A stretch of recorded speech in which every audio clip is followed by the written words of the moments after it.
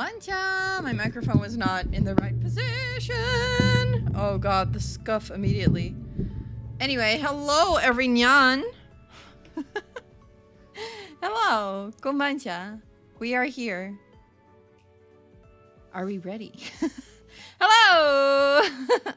Hi Fair, hi Jesus, hi Gray, hi Hopes, welcome, good morning to you guys. It's a morning for you, huh? Hi Hazel, welcome,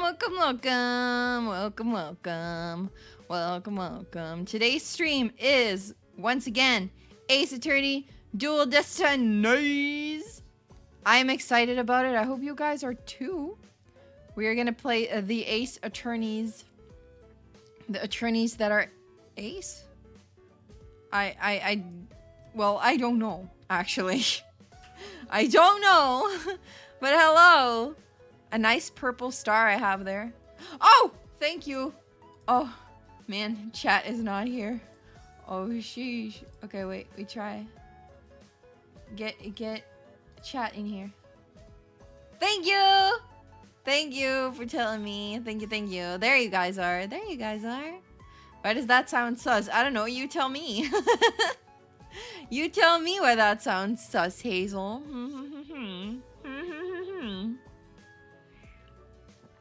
Meow. Meow.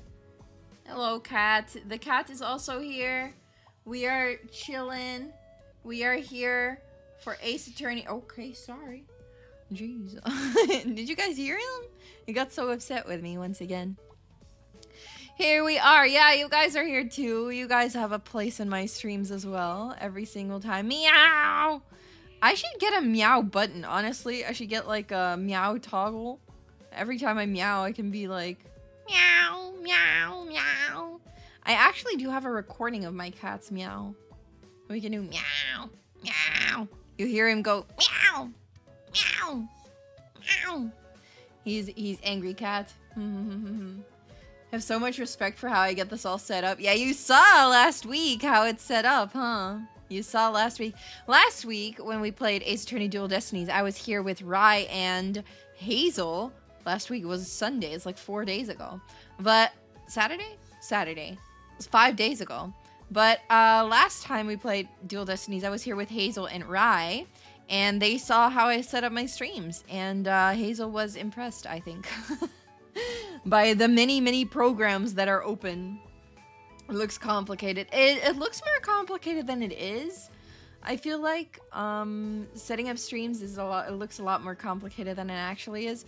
But it's one of the reasons why I have Scuff, is that I still need to like figure out some easy streaming stuff. I don't know. I want to get more creative with my overlays too. So I want to look into like optimizing things, making it like more creative for me, stuff like that, you know?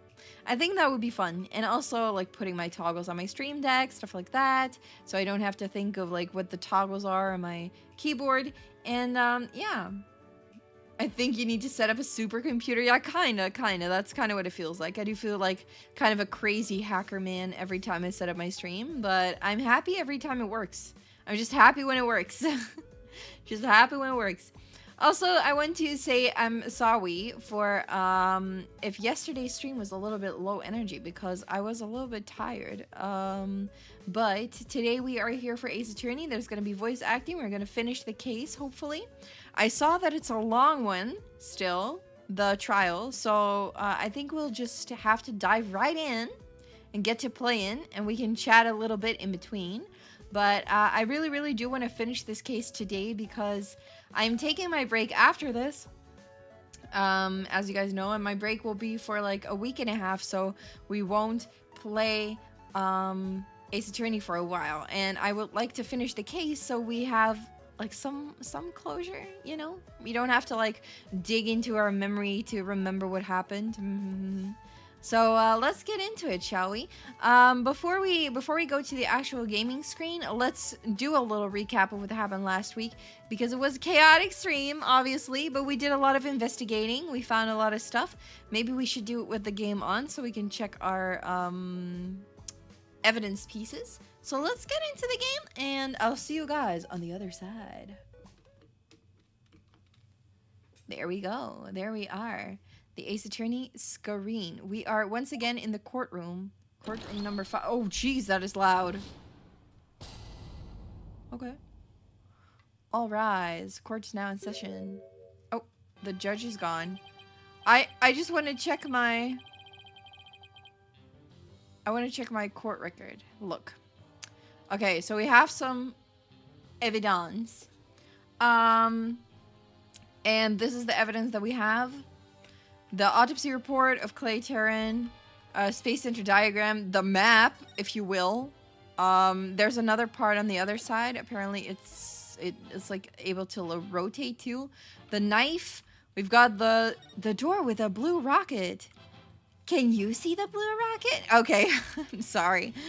Security camera video where we see the 2 astronauts coming back. We have the oxygen tank information. A Space Center pamphlet that shows us another map of like what the lounges look like, and then also that the museum is on the other side, and these can apparently rotate. I don't think it shows that, but then we have the control room door lock, a bullet. We found a little bullet, and whatever we thought was a spider web, but it's actually a bullet hole. And then the bullet itself is missing because this is a much too small bullet for this hole. We have the Hope capsule, which contains asteroid samples and also aura statement. My wife's statement. The perp held a lighter with an Earth emblem on it in their left hand and a knife in their right. She remembered that well. She remembered that well. You were so nervous that your voice was like 3 octaves higher. Or octaves, yeah. I get that too. Whenever I get nervous, it, my voice changes a little bit. And also, yeah, honestly, it really changes with language too. Even if you think it doesn't really, but my voice definitely changes with language. I feel like I speak in a higher tone when I speak English as opposed to when I speak Dutch. But also because I'm streaming right now, so my voice is like a little more high energy, you know? Like I'm putting more energy into my voice, so it feels more... it goes higher more easily if I speak in like a more energetic voice. Anyway, we're starting with the judge who has a lower voice, so let's get into it. I suppose we should reconvene the trial of Solomon Starbuck or something? Who was that? Oh, we are wearing the Phoenix thingy. Oh, that is cute. That is cute. That is cute. That is cute. Is he wearing this all the time, or... We are finally playing as Phoenix again. I'm excited to play as Phoenix. Your Honor, could you please come out from under your bench? There are no more bombs, I promise.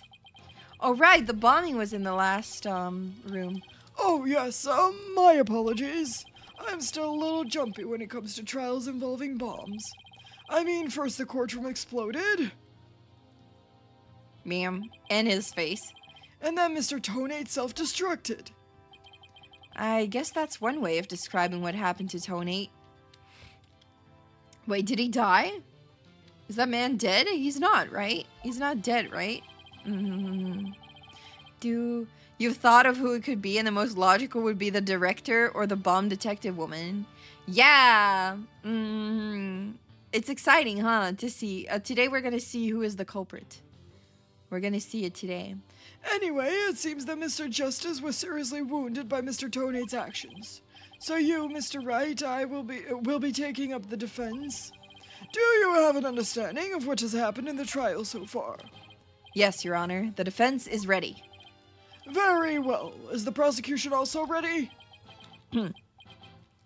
Wright did a great voice for him. Oh, I can't go that low, but we'll try. I take it you'd like me to give the opening statement this time? Looks like the judge has become a pretty good mind reader. Well, he's certainly seen more than his fair share of colorful prosecutors. You could say he's something of a veteran of sorts. Let's see. In the previous part of this trial, we learned that the victim, Clay Terran, escaped from Launchpad 1 carrying the defendant, Solomon Starbuck. There were explosions on the second floor of the Space Center and on the rocket itself. The two astronauts used the Launchpad 1 corridor to reach the boarding lounge. And how could the victim climb down the ladder if he was carrying the defendant? That was the mystery that needed to be solved. But Mr. Justice proved that the victim was killed in the boarding lounge. Prosecutor Blackwell, were you able to discover any new facts related to this point? Was he? I wonder. We didn't meet him during the investigation, but I wonder. Oh, he found the same thing. Upon further investigation, we discovered an oxygen tank fragment in the lounge. Surprisingly, it would appear that Justice Dona's argument was correct. So that means the testimonies of the first two people on the scene are suspect? There were two people who claimed to be the first on the scene, but can we truly trust their statements? Let's see, the two people were Detective Candace Arm and Yuri Cosmos, right?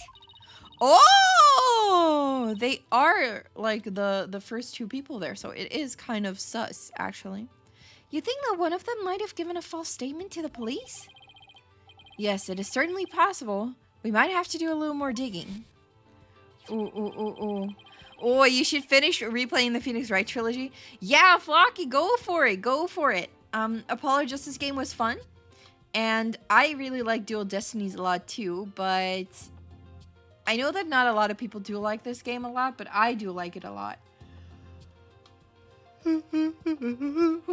Like goal 15? Let's do it. Let's do it. Thank you for setting one, Hazel. Thank you. Thank you for setting a like goal. We'll try to get there. But yeah, I love Ace Attorney games. I love the Ace Attorney games, and I want everyone to play them. This is like my top recommendation, honestly. Hello, Nix! Thank you! Welcome. Oh, you played Dual Destinies on the 3DS and you really liked it? Hell yeah! I played on the 3DS too, but right now I'm playing the PC version. The port. And And just as our team was about to cross-examine Detective Arm, the courtroom bombing incident occurred and the trial was put on hold. And she died. That accursed fellow. He killed my witness. He killed Detective Arm. He definitely put the kibosh on anyone asking her about what she saw. Exactly. In other words, the question of who killed the victim in the boarding lounge has once again become the main focus of this trial. It's obvious Prosecutor Blackwell still thinks it was Mr. Starbuck.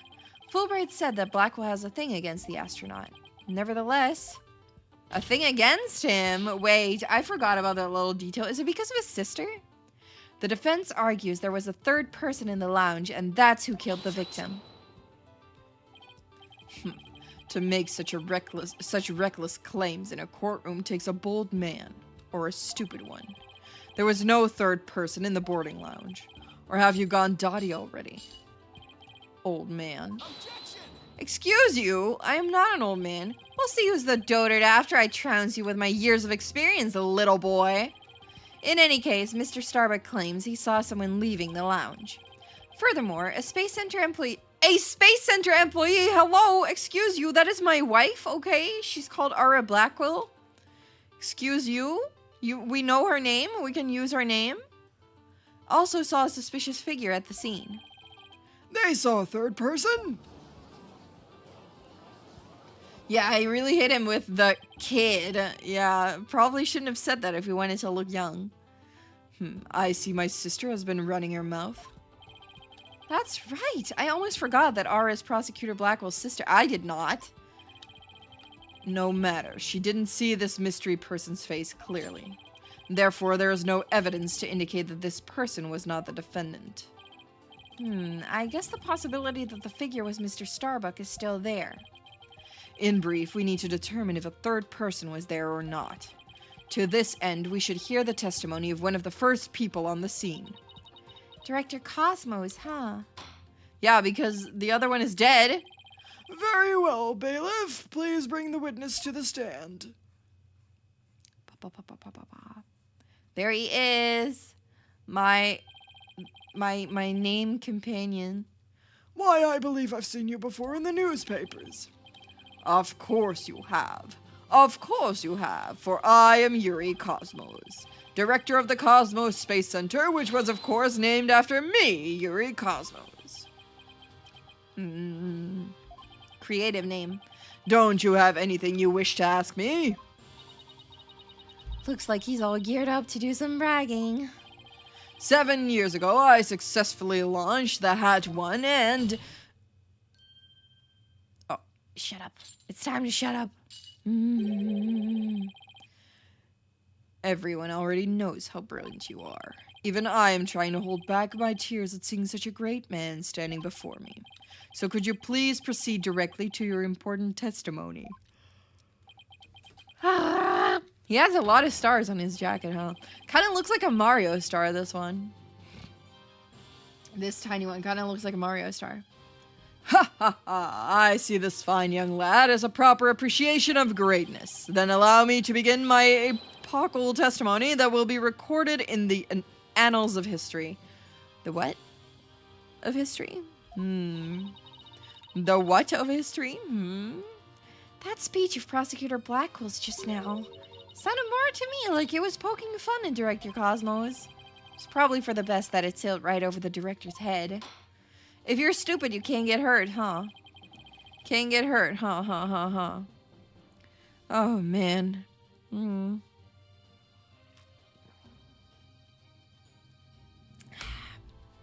Ace Attorney would find a way to bring the dead to the court. That's true. They've done it before. They will do it again. Bop, bop.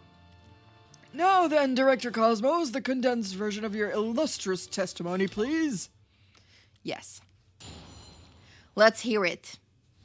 We need to hear what I saw at the scene. Well, what did you see, sir?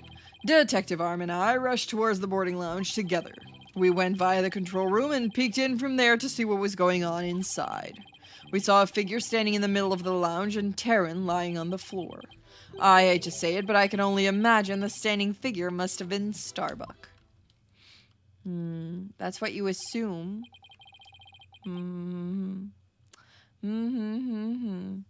I see. So in your testimony, you claim you arrived on the scene after the two had escaped from the launch pad to the lounge.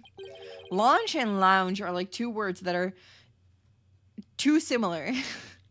And just after the victim had been killed. Oh, the horror, the humanity! But what I said is what I saw, and what I saw is what I said. Courageous action to take in the face of such terrifying explosions, wouldn't you say? To save my men, I went personally into the epicenter of danger, risking my own life for theirs. Ha ha ha ha ha ha ha ha. This man is bragging to the max, honestly. I don't believe him. Frankly, I don't believe him. Well, what do you know? It sounds like the director really cares about his men. Yeah, although it sounds more like he was scared and just had a peek from far away. Is the defense ready to cross-examine the witness? Yes, we are, Your Honor. Director Cosmos' testimony is pretty vague. I'm going to have to press him and draw out more information before I do anything else. Alright, guess the game tells us what to do, so let's press. What I saw at the scene. Towards the boarding lounge, we went by the control room and peeked in from there to see what was going on inside. Saw a figure standing in the middle of the lounge and Taryn lying on the floor. How did you see it was Taryn lying on the floor? Wasn't it like dark? How did you see it was Clay on the floor? So you couldn't see who that figure was clearly or what they were doing. Sadly, the only thing I could tell was that it was a person standing motionless. The defendant, no doubt, staring aghast at his deed.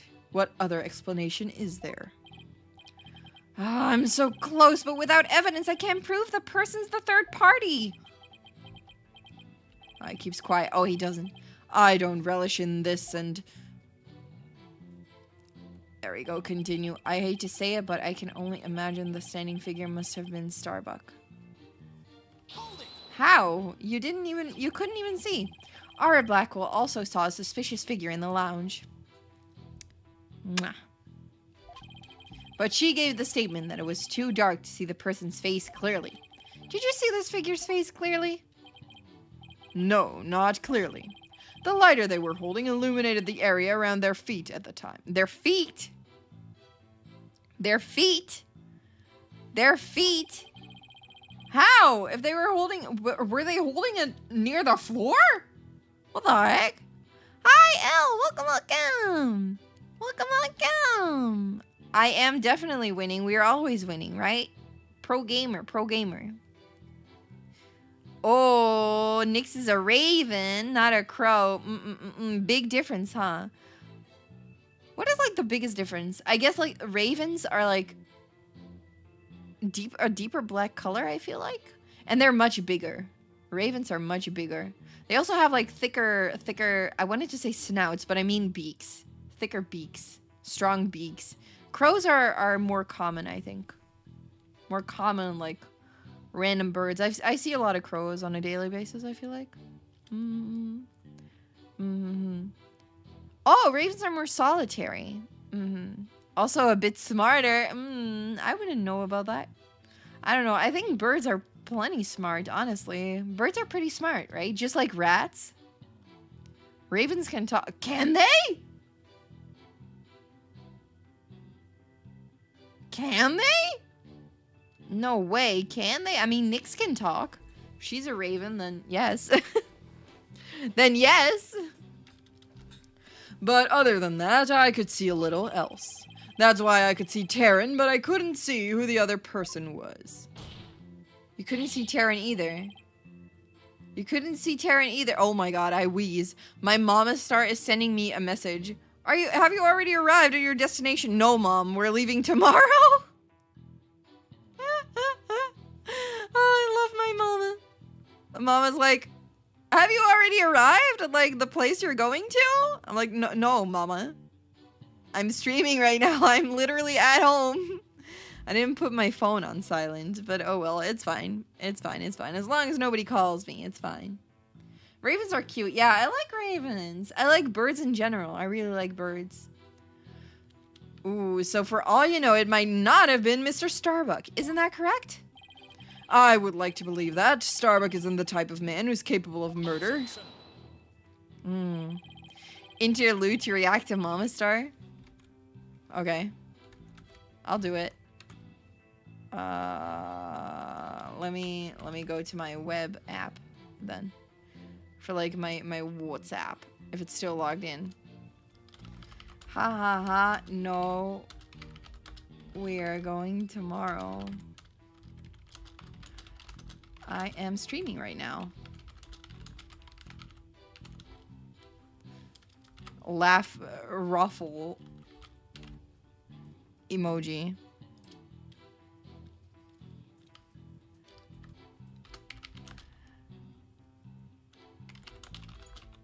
But I am excited about it.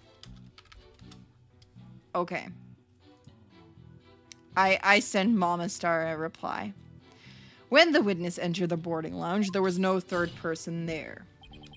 Isn't that correct, Great Space Center Director? Yes, that's right. Only Starbuck and Terran were there by that time. After we peeked in, the lounge suddenly went dark and the figure vanished. You mean they disappeared?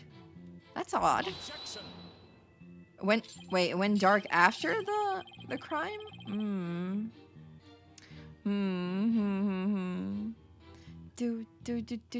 Oh, you can pet birds. Yeah, you can.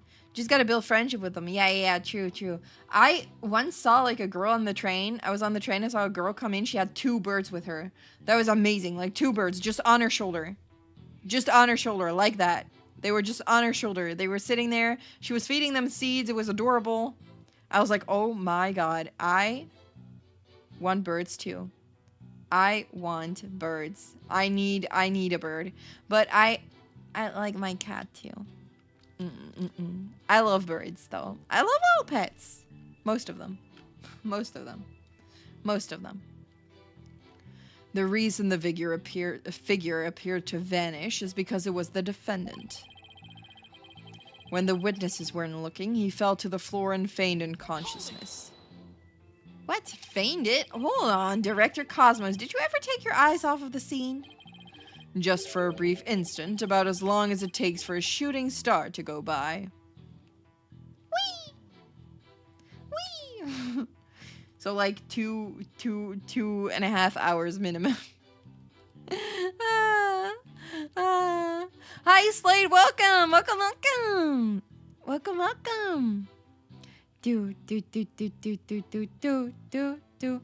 Crows will tell their family group about you? That's so cute. That is so cute. I love that. Birds be communicating. If you took your eyes off the scene, then this third person could have escaped during that time. I'm doing well, Slade. How are you? This is the last stream before my break, so you're just in time. After this stream, I'm taking a break of like a week and a half, but I will still be online. I will just not be streaming.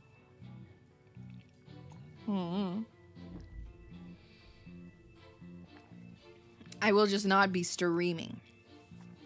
Bam. Bum. But what escape route could this person have used? You think it's magical witchcraft? Maybe it is. Maybe they are just a magician. Maybe it's Trucy. The direction opposite the control room, the southern door to the elevators. Wow, reading is hard. Speaking is even harder.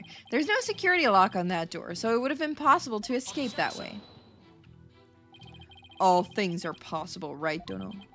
The real question is, do you have any proof? Well, do we? I don't think we do. If we're just talking possibilities, we could each profess whatever we'd like. An inmate who used to be a university professor and lunar researcher used to say that there's a kingdom of little green men who live under the surface of the moon. As long as they don't punish us in the name of said moon for what we've done to it. In the name of the moon I shall punish you? That's a Sailor Moon reference. Oh, I like that. That's funny. Good translation. I like that. Do, do, do, do, do, do, do, do. Oh my god, if you're mean to a crow or a raven, they will tell their friend or family groups about you and they can attack on sight. Oh man, you should not anger the crows. That's so funny, what the heck? That's so funny. Oh my. Yeah, ravens are big enough to be a threat on their own. I think I once held a raven. Yeah, I definitely held a raven. I've held a raven before. I think I've held a raven before. I would like to hold birds again. Give me a bird. I love birds. God, I love birds.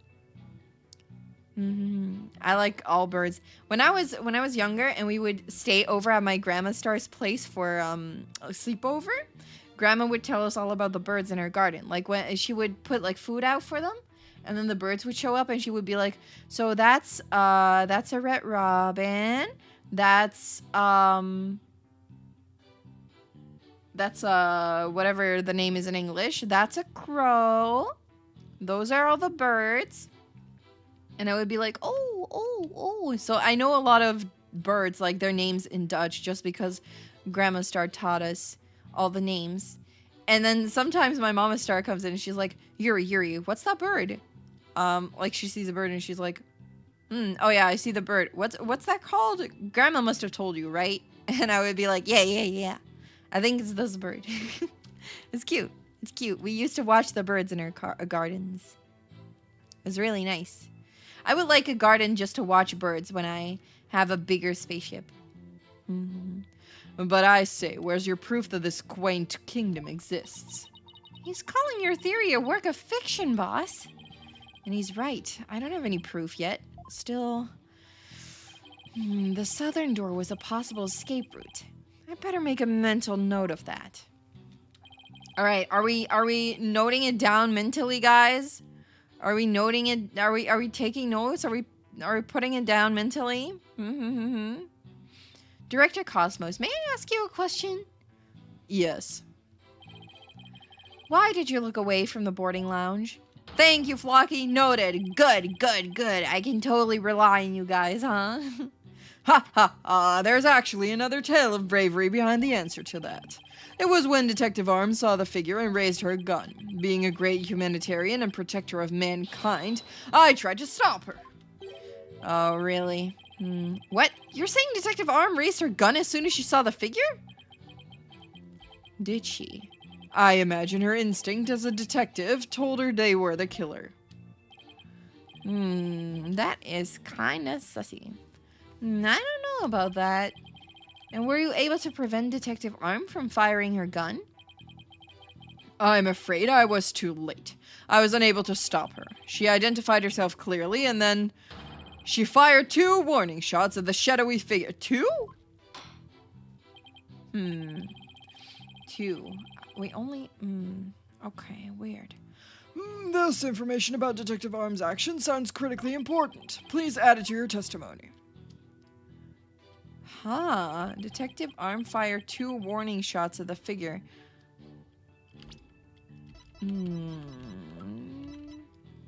The bullet is missing. Runs along the south wall of the boarding lounge.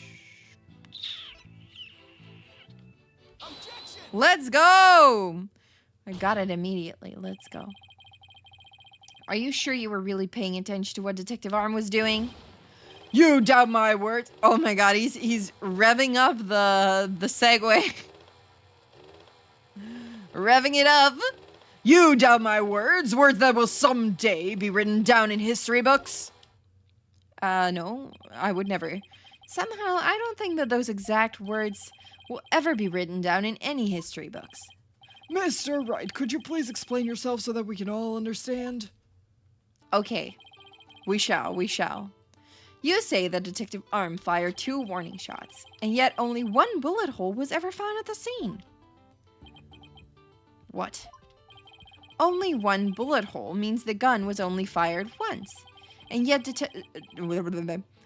Director Cosmos is saying Detective Arm fired 2 shots. No editor would allow such a glaring contradiction into a history book. I like that he's still sticking with like the history book metaphor. Unfortunately for you, the witness's words are true. We confirm that 2 shots were fired from Detective Arm's gun. But there was only 1 bullet hole at the scene. Where did the other bullet hole vanish to? Wah! And get attacked by the bird. I like the little mask, like moving with the sprites too. You should know the answer to that already. Ah, I love this one. When he scratches the bird likes the scratches. I should. During the previous trial, a certain oxygen tank was presented as evidence.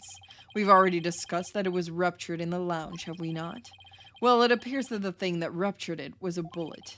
A bullet that was found near the tank, to be precise. This bullet was fired from a .38 caliber gun, the same caliber as the detective's gun. Ah, so she shot the oxygen tank. See, oxygen tank data updated. The rifling marks also match up. There's no question that the bullet was fired from Detective Arm's gun. Ballistic markings are the fingerprint of a gun. That is what we know. The mask is sentient. Yeah, it moves. It knows. It knows when Phoenix is shocked, and then it moves to accompany the shocked reaction. A very animated mask, actually. Yeah, Taka's super cute. I love Taka. I should draw a Simon Blackwell and Taka sometime. I like drawing birds. They're tough to draw, but they're fun to draw, too. I like drawing them. Rifling marks. They're like a gun's fingerprints on a bullet, correct? And examining the rifling marks on a bullet can tell us the gun it was fired from. In other news, the mitochondria is the powerhouse of the cell. One of the bullets the detective fired found its way into the holographic image display. The other bullet came to a stop near the victim's oxygen tank. The evidence confirms the director's statement that the detective fired 2 shots. My beautiful contradiction. Gone. Oh, gone. No. So that bullet hole was from a .38 caliber, huh? I better update the record. But we have a smaller bullet, too, that doesn't fit there. Very good. Now we know the fate of both of the shots Detective Arm fired. Mr. Wright, does that clear up all of your questions? No, literally doesn't. Detective Arm fired 2 warning shots. One hit the holographic display and the other hit the oxygen tank. Does that really clear up everything about what happened at the scene? No, it doesn't. No, slam that desk. No, Your Honor, it doesn't. Detective Arm fired 2 warning shots from a .38 caliber gun. But that doesn't explain the existence of a certain piece of evidence found at the scene. A piece that points to the existence of a third person. Oh? Yeah. Very well, but it won't do to keep us waiting, Mr. Wright. What piece of evidence suggests the possibility of a third person at the scene? Oh, it must be this one. This bullet, the tiny one. And what is this metal pellet supposed to be? Just a little something of great importance we found at the crime scene, Your Honor. You found it where? Oh, he's not happy about that. He didn't look around well enough. In a floor gutter at the crime scene. It looks like the police and prosecution both missed it. Furthermore, this is a .10 caliber bullet, making it much smaller than one of Detective Arm's .38 calibers. Then that means... There was at least another gun.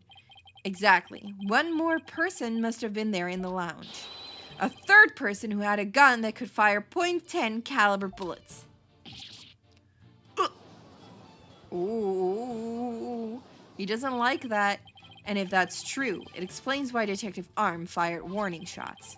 This third person fired at Detective Arm and Director Cosmos with their gun. And in return, the detective fired her warning shots. Isn't that how it really went down, Director Cosmos? Ha ha ha, it looks like you've deduced my miraculous tale of survival. Yes, you're absolutely correct. The mystery person fired upon us. Why didn't he say that then? Why didn't he say that? What? You never breathed a word of any of this to me before. Well, all great men have a secret or two, don't you know? No secrets in court, sir. Foolish old geezer. So Director Cosmos really has been hiding the presence of a third person all along? Pwomp, pwomp, pwomp. Director Cosmos, I want you to testify to the court about what you really saw. You may be a very great man, but in my courtroom you are just another witness. You won't receive special treatment here. Now please give accurate testimony. Yeah, how do none of these witnesses get slapped with perjury charge? I don't know. The judge is a kind-hearted man, I think. I think the judge is a kind-hearted man.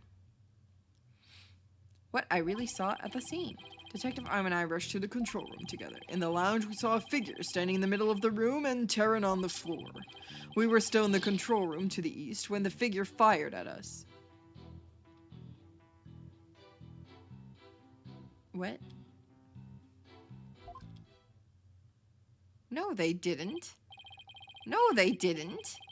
Right? Because the screen is not there. Given that there was no third person in the lounge when the witness entered it, does this mean the person who fired the gun had to have been the defendant? Not necessarily. It's still possible that it was someone else. Most likely, as soon as Detective Arm and Director Cosmos discovered this person, they escaped through the southern door, the one that didn't have a security lock. He truly is one of the judges of all time. Yeah, true. He truly is. Double-edged swords are a tricky lot. Mishandle one and it is you who is cut down. Huh? Huh? Huh? Wait, let me... Okay. Your reasoning could apply if Space Boy were the killer as well. Hi, Krika! Welcome! How you doing? We're playing Ace Attorney Dual Destinies. We're on the 4th case, and it's the last trial. Think about it. After being discovered, he could have fired the .10 caliber gun. Detective Arm would have responded by firing 2 warning shots. All he had to do was feign unconsciousness to invent the possibility of a third person.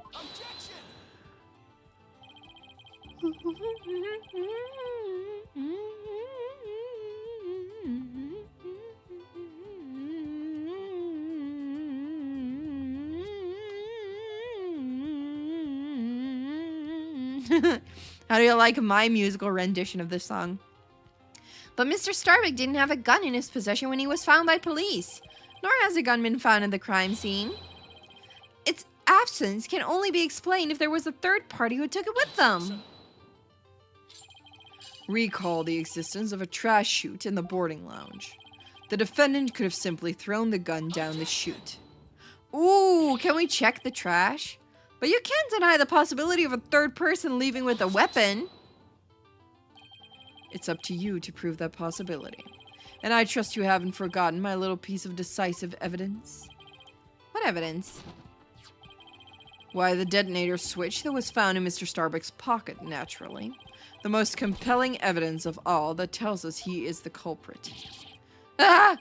I did forget all about that! Look, your baldness, how deliciously obvious it is that they lack the evidence to rival mine. Wow, he sliced your third-person theory to ribbons and served it to us just like that. Yes, well, I have a question of my own, actually. That bullet that the mysterious figure shot, what did it hit exactly? It hit me. So does that mean you're a ghost? I was wondering when you would realize it, your baldness. Director Cosmos is an authentic, a bona fide ghost. He can even pass through walls. Oh! That's so not true. Prosecutor Black will shame on you for teasing the nice old gentleman. Your baldness, it was all in jest. Please show yourself again. He has humor. The man has humor. Are you sure? In that case, how did you manage to survive being shot, Director Cosmos? Ha ha ha, I'm glad you asked. It was a miracle befitting a great history-making figure such as myself. The bullet hit my glorious Medal of Honor, whereby it ricocheted, thus saving my life. What? Yikes. That's unbelievable. I have to check this out. Oh, wow. Look at that. There's one extra Gyaxa star. The odds are literally astronomical. I guess it really was a miracle. It's beginning to really feel like the cosmos is watching out for Director Cosmos. But why did you conceal this information, Director Cosmos? A great man such as myself has to hide things on occasion, no matter how much it hurts. It is the plight of the truly great. It may be hard for this generation to understand. I don't know, but it sounds fishy to me. What else is he hiding? Let's just cross-examine him and see what we can find out. That's kind of weird. Spacesuits have pockets. True.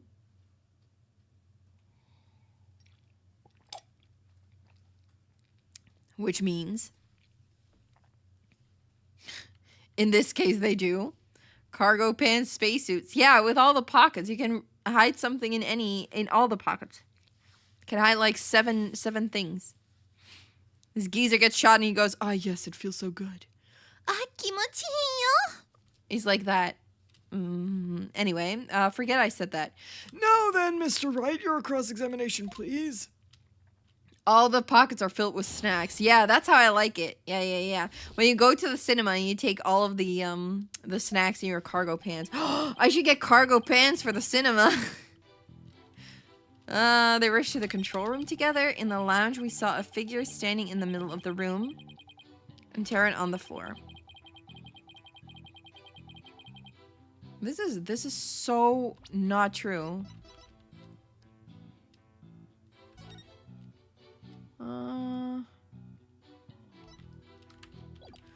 I need to see the map. The boarding lounge. They were in the control room. The bullet hit him in the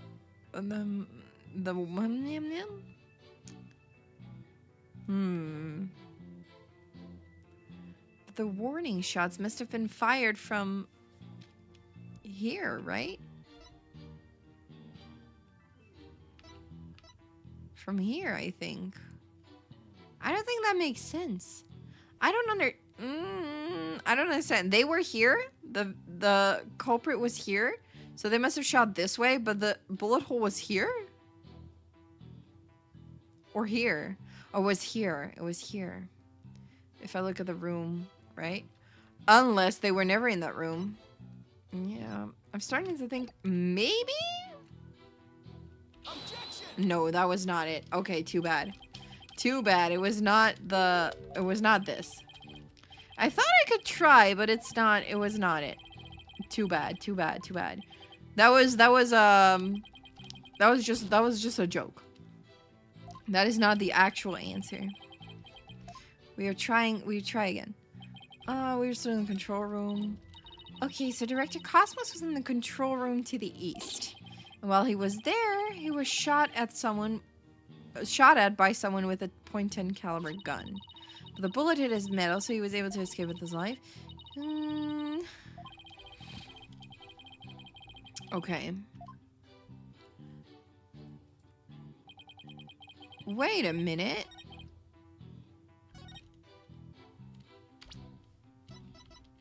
Sorry, this is a Launchpad 1 locked door?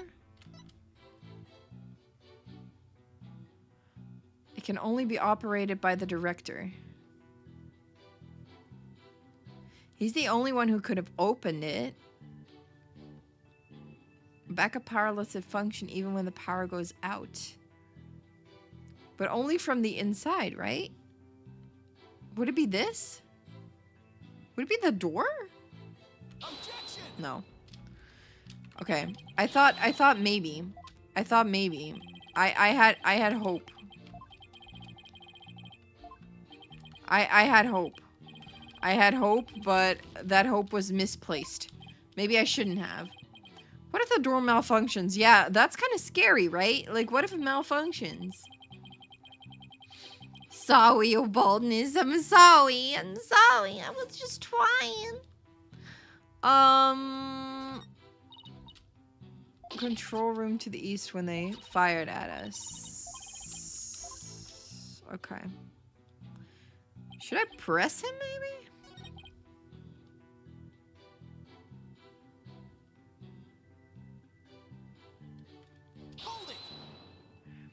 You can't see it was Terran. Couldn't see the figure's face. Yes, the room was as deep and dark as outer space itself. Speaking of outer space, during the Hat 1 launch 7 years ago, if it's about that Hat 1 miracle again, you can saw it off and tell it to a stray mutt. Ha ha ha, excellent idea. No reason why the animal world shouldn't hear of my greatness.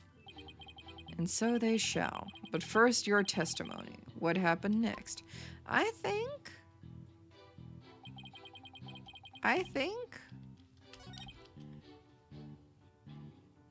it might be this one, and then the picture. Oh, but they couldn't see it was him. Is the video. Oh, it's not the video either. Is it the picture then? The picture, because they only took off his helmet after. They took off his helmet after the crime, right? Like after they found the body.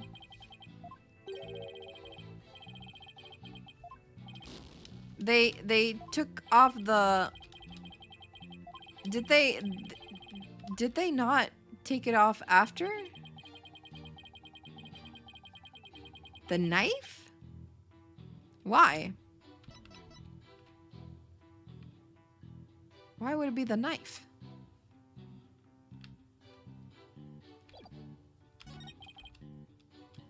The figure fired at us. But they were holding the knife? Objection! No, it's not the knife.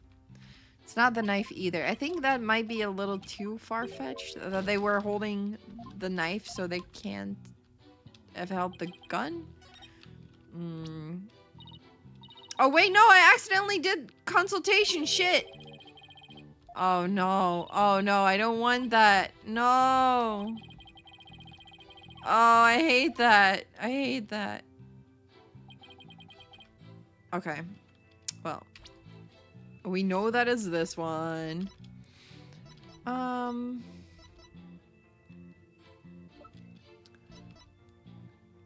It was made by a bullet fired from a... Is it this one? Objection! No. Okay. I saw a shiny and pressed it. Yeah, I pressed the wrong button. I tried to make it go faster. Okay, we're getting a guilty verdict. I am accidentally failing. Oops. Oopsie doopsie.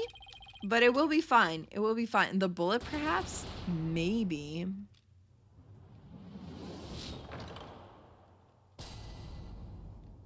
Wait! It is the bullet! It is the bullet. It's totally the bullet. It is totally the bullet. I didn't think about that, but the bullet couldn't have been found in the boarding lounge if they were not there. Can't have ricocheted off it that bad. Oh. It is definitely that bullet. Because this one was found in the gutter at the south wall. Ha ha ha. You're so smart, Fair. Congratulations. You got it. You got it. Yeah, this court's silly as hell. What happened to innocent until proven guilty? No, this one is guilty until proven innocent. That's how this court works. Director Cosmos, I believe you are telling this great court a glorious lie. A great man like me tell a lie? Have you ever heard of such a thing in all of history? My accusation is based on the positions of the people who were in the lounge. According to your testimony, you and Detective Arm were near the control room door, and the mystery figure was standing in the middle of the boarding lounge. If, as you say, the figure fired a gun at you from this position, then the bullet would have traveled in this direction. Yeah. However, we found the .10 caliber bullet here. Oh. Uh-oh. Ba-ba-ba-bum. This trajectory and where the bullet was actually found contradict each other. Director Cosmos, where were you really when you were being shot at?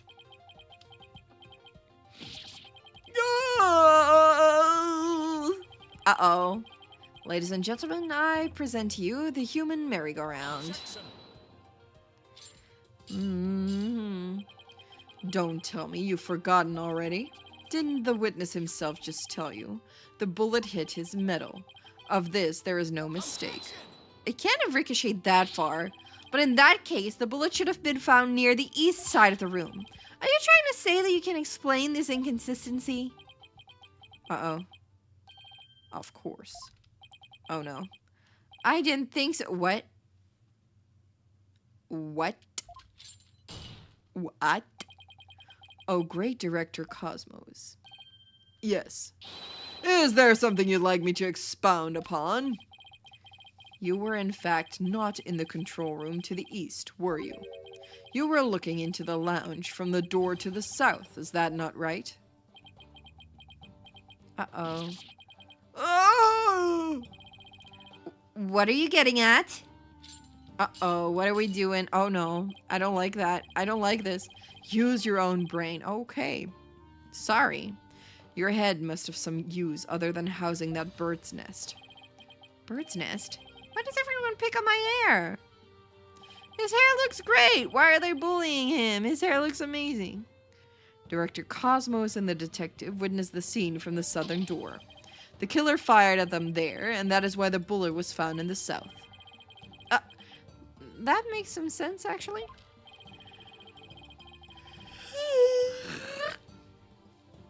Also, the witness being at the southern door is rather favorable for the prosecution. Huh? I've got a bad feeling about this. How about it, Director? If you don't tell the truth this time... Uh-oh, the shackles come free again. Yikes! His handcuffs. You will become but rest upon my sword. I relish the chance to cut down a great man. All right, I'll tell the truth. Just put your sword away. You are correct. I, the great Yuri Cosmos. What if my name was Yuri Cosmos?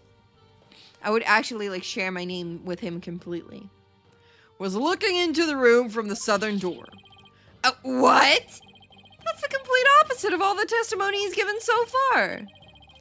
And now you have lost your possibility that a third person was in the room. I have? How? Uh-oh. The director and the detective were near the southern door, meaning the killer couldn't have escaped through there. The western door required print recognition. The corridor beyond was filled with smoke. The only escape route left was the eastern control room door. And the only way to get through there was with Director Cosmos' fingerprints. You don't find that suspicious at all? You don't find that suspicious at all?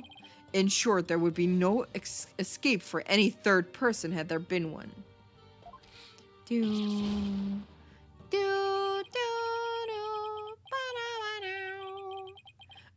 My third person just disappeared like in one of Trucy's magic tricks. No, literally didn't. Order! Order in the court! Director Cosmos, why did you tell such an outrageous lie? You were covering for the defendant. Isn't that right? Yes. It was all for the love of my men. If I said I was in the eastern control room, it would mean the culprit could have escaped through the southern door. It would have meant that there could have been a third person. All I wanted to do was protect Starbuck. I said I was in the control room to invent an escape route for a third person.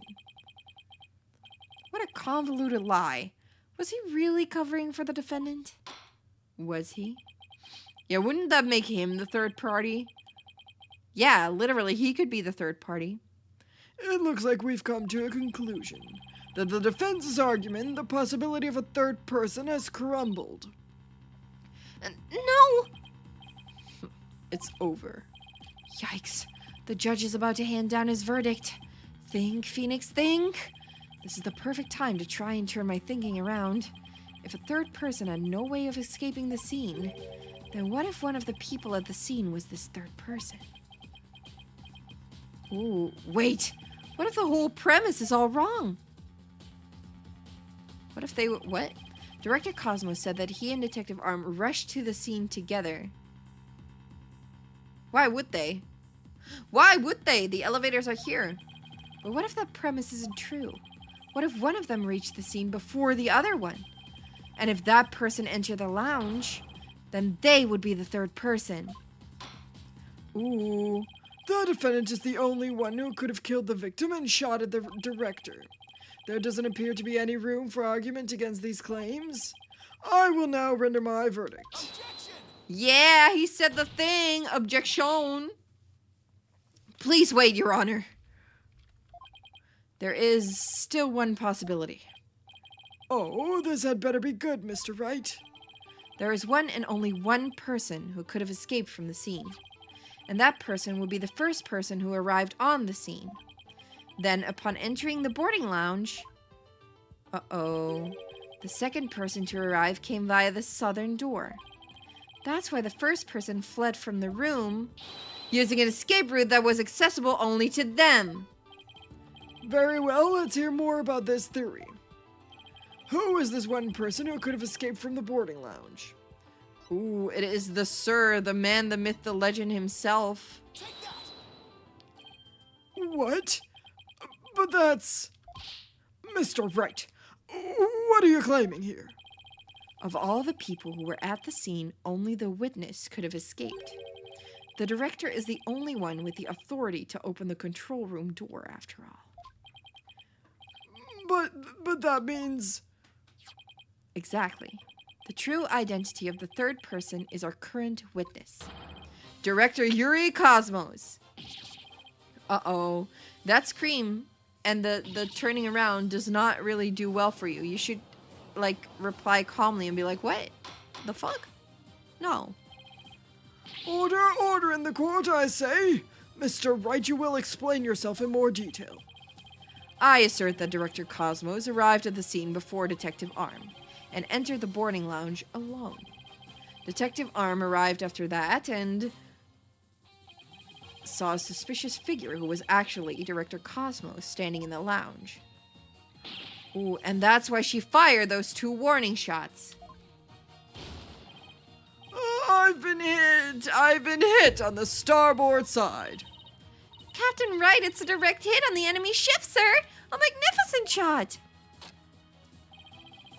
Warning shots fired from the enemy ship. Prepare to intercept. Cosmos, you have told a lie in this court once again. Can this man do anything other than lying? Anything other than lie. He's just like me, for real, for real. I've been hit on the port side. The enemy has called in reinforcements. Earth to Cosmos Control Center, requesting permission to ask that you return to reality. But my ship will not go down to anything less than the ultimate weapon of evidence. Objection! He pressed the wrong button on his scooter every time. Yeah. Oh no. But I do have evidence. In fact, you could say that your battleship bears its scar. If Director Cosmos is the third person Ara Blackwell saw, this third person fired at Detective Arm and Director Cosmos with their gun. And in return, the detective fired her warning shot. Ooh! Isn't that how it really went down, Director Cosmos? Ooh. Ooh. He got shot by one of Detective Arm's bullets. All he does is lie and spin, basically. Basically, this man hasn't told one truth in the court yet. Ooh. Director Cosmos must have been the one who fired the .10 caliber gun. When Detective Arm discovered him in the lounge, it only makes sense that he would have turned and shot at her. Therefore, the evidence on the director's body is of a different kind of relevance than before. Ooh, once we compare it against another piece of evidence, the mark that you received from the third party will be all the proof we need to prove that you were the one there in the lounge. Brace for further impact. Comparison against this piece of evidence will prove that you were there, the one in the lounge. Give me the bullet one. Take that! The .38 caliber bullet found on the floor of the scene didn't hit the oxygen tank. It hit Director Cosmos' metal. If we have the ricochet mark on the metal analyzed, I'm sure the caliber will match up. And if that mark proves to be from a .38 caliber bullet, it will prove that you are the third person we've been looking for. The bridge is destroyed. Losing altitude, all hands abandon ship. If that's true, then what about the bullet that hit the oxygen tank?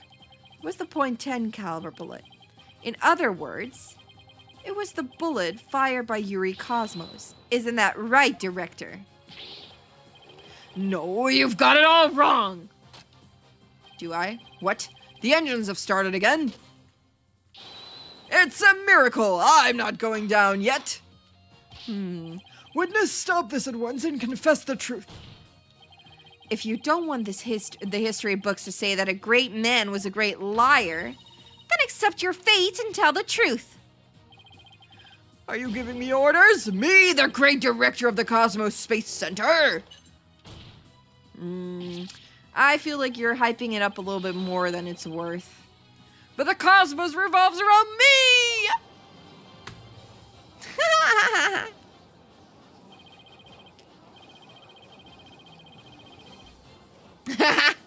I like this. Someone get me off this thing! He's such a short man, actually.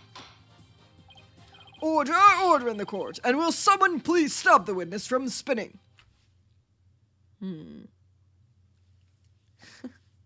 Oh, he's all dizzy. He has the dizzy eyes even.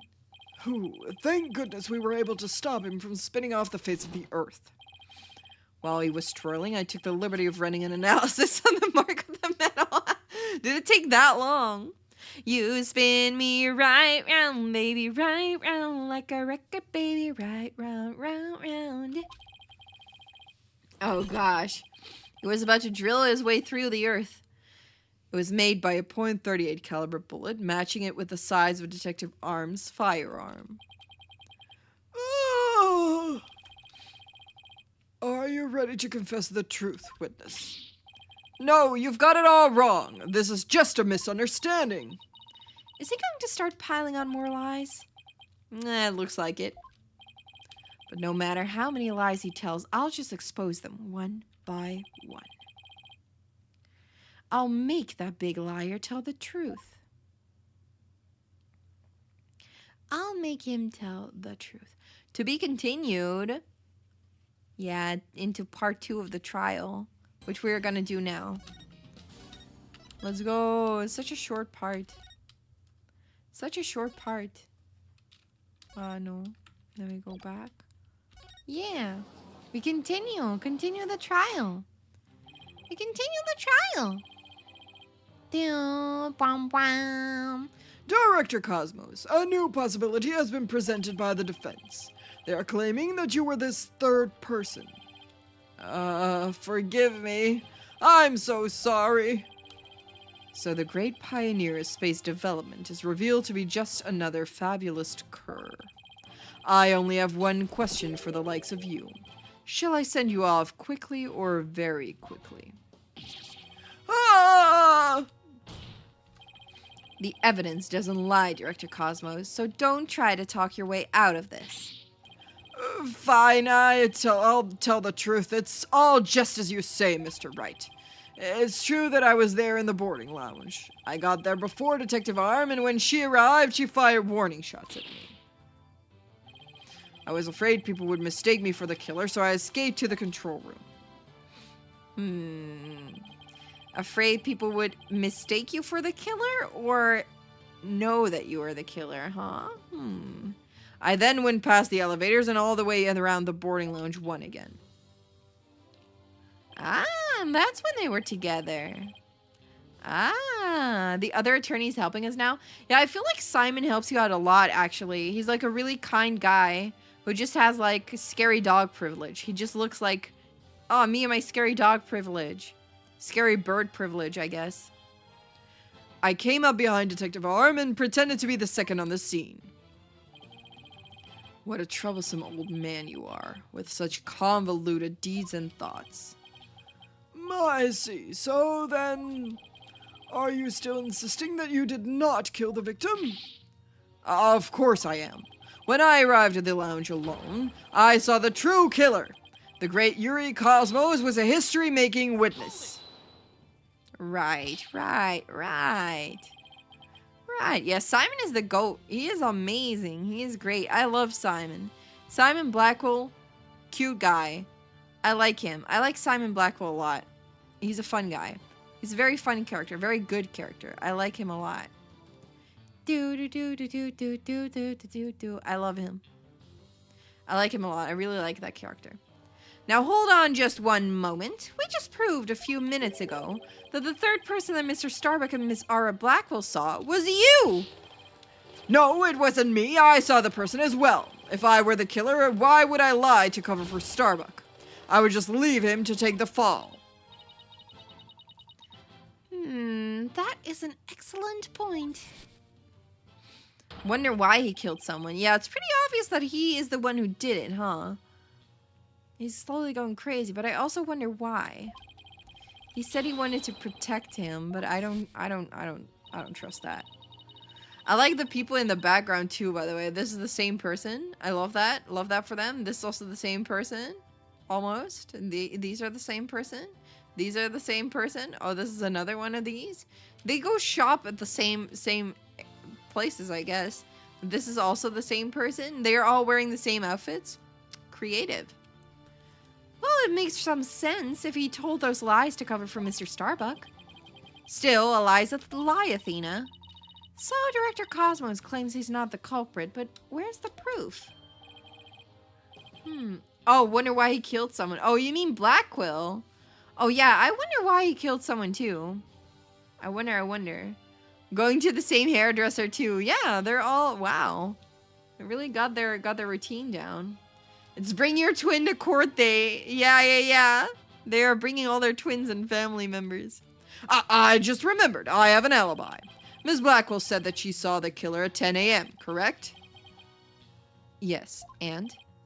Well, I was on the 4th floor helping with the evacuation effort. Ask any member of the staff you'd like. They'll corroborate me. The director is not fibbing to the court for once. I confirm that he has an alibi for the time specified. So you're claiming that Miss Blackwell saw the killer commit the crime first at 10 a.m. and that you arrived at the lounge after that? Yes, and I believe the person I saw is the same person that Miss Blackwell saw. Although it was pitch black, so it was more of a shadowy figure and less of a person. And I couldn't actually see their face, but it was definitely the silhouette of an earthling. As long as he has an alibi, we can very well claim Director Cosmos was the killer. No, we can't. Then again, maybe we don't need to yet. I wonder if he was really covering for Mr. Starbuck. Your Honor, the defense moves to have the director testify about the person he saw. Very well. Director Cosmos, your testimony, please. Yeah, what I really witnessed. We keep getting to the what I saw, what I really saw. Now it is what I really witnessed. Keep using synonyms, I guess.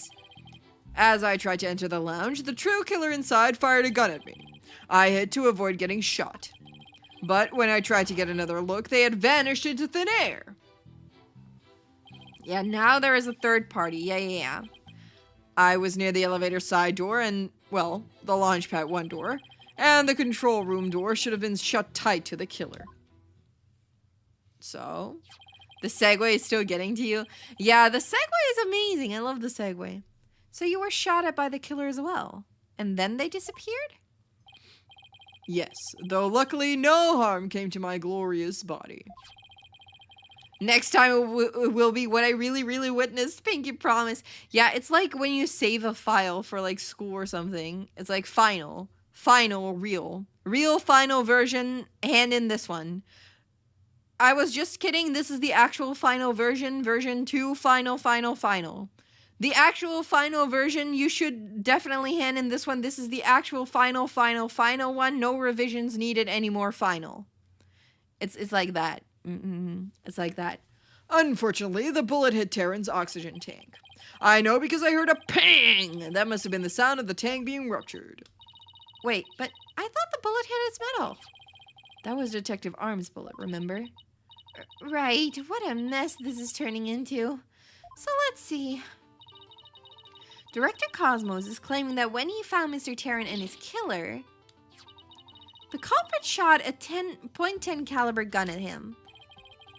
Right, but it actually hit Mr. Terran's oxygen tank and ruptured it. And then the killer disappeared and the director went into the boarding lounge. Right. When Detective Arm caught up and fired those warning shots at him. Judging by his medal, it looks like one of them almost took him out too. Good summary, but that doesn't explain where our mystery killer went. If it's a warning shot, why did she almost hit him though?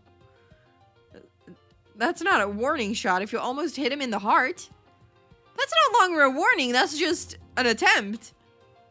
Right? That's just an attempt. Ooh, we reached the light goal! Air horns. Bwah, bwah, bwah, bwah. I should download an air horn sound because I do it with my mouth so often. The air horn sound, I do it with my voice so many times that I feel like I should install like an air horn sound that we can use like bwah, bwah, bwah, bwah, on stream. Wait, I'm gonna look it up now. I'm gonna look up an air horn sound. Air horn sound. Let's do air horn sound effect.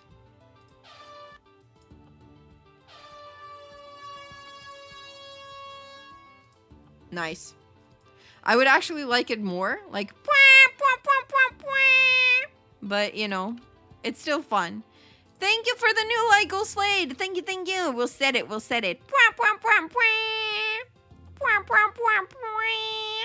I'm part star, part air horn.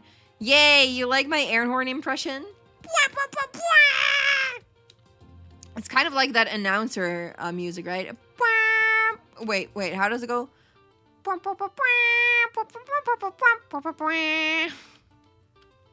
Like that, but worse.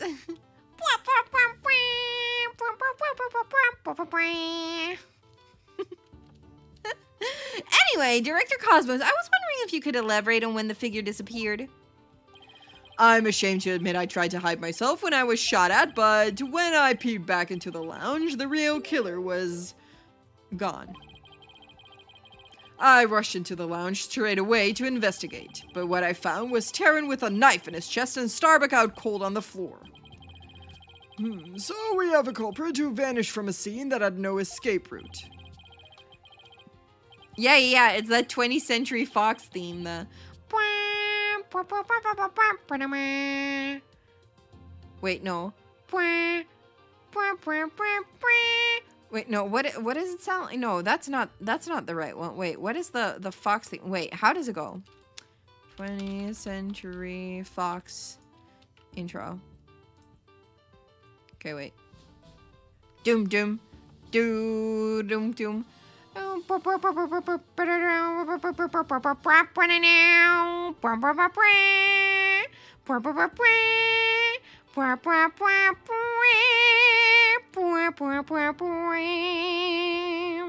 That's what that one sounds like, yeah. It's much longer. Doom doom. Doom doom. Doom doom.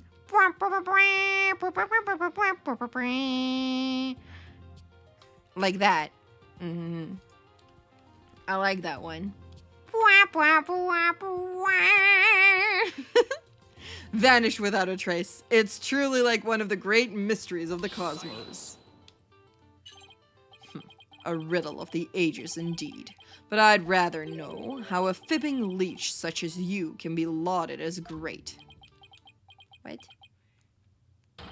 A great man is always misunderstood in his own time, but he must remain true to himself even if those around him don't understand.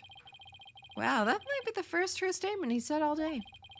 But how do you suppose this person managed to vanish so quickly? Simple, because it was Spaceboy himself. When he was spotted by the director and Aura, he quickly feigned unconsciousness. That would certainly take all the mystery out of the idea of a vanishing culprit. I want to raise an objection, but I don't have any counter evidence. Director Cosmos, when you saw this person, Did you also see Mr. Starbuck on the floor? No, because it was as dark as a black hole in there. I didn't see Starbuck until the other person vanished and I entered the room. That wasn't exactly helpful. I'm prepared to accept your surrender, right, Donal? No. I'm not, no. I can't find any holes in this testimony, but I can't give up. Mr. Wright, why don't you let me help? Mood Matrix? Mood Matrix? Yes! Mood Matrix! While the director was giving his testimony, I detected a cacophony of discord. A cacophony of discord. We're calling, which means he's hiding his true feelings from us, huh? This just might help us find out what happened to our vanished killer. That'd be great, Athena. Let's see what you can do with him. You got it, boss. I wouldn't want to miss this chance to delve into a great mind. Yuri Cosmos, prepare to hand over the secrets of your heart to me. Let's go. Beep. Beep, beep, beep. I should do all sound effects, honestly. Should become a sound effect, like a Foley actor, but like a Foley actor, and just do everything myself. As I tried to enter the lounge, the true killer inside fired a gun at me. Alright, I hid to avoid getting shot. But when I tried to get another look, they had vanished into thin air. I was near the elevator side door. And well, the Launchpad 1 door and the control room door should have been shut tight to the killer. Why do you feel sad about this?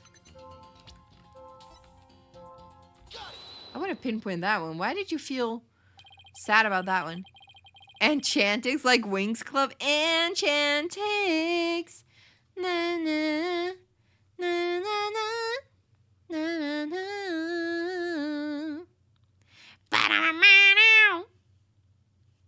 No, I'll do the... That's my transformation music. Correct me if I'm wrong, but you seem to be afraid of the Launchpad door. The great Yuri Cosmos afraid? Yuri soundboard. Yeah, honestly, I should make a soundboard. I do have a voice pack. Like one that I released when I was 1 year old. When my streaming activities were a year old.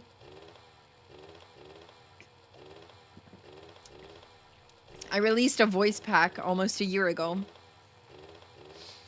A little voice pack. But that's it. I don't have a soundboard. I should make a soundboard, honestly. And what basis do you have for that outlandish accusation? Whether I have any basis or not, you seem quite distressed by it. I'm most certainly not. I like the dizzy spray that goes wee. Director Cosmos, there's something about the Launchpad door you're not telling us, isn't there? Wow, he's speechless. Looks like you hit the nail on the head, boss. It's working, boss. One more punch and it'll be a knockout. There seems to be one more emotion that's at odds with this testimony. Go get him. Okay, back in the Matrix it is. Time to pinpoint our way to victory. Oh, so there's another one. Okay, I mean, these emotions are not strange. I hid to avoid getting shot?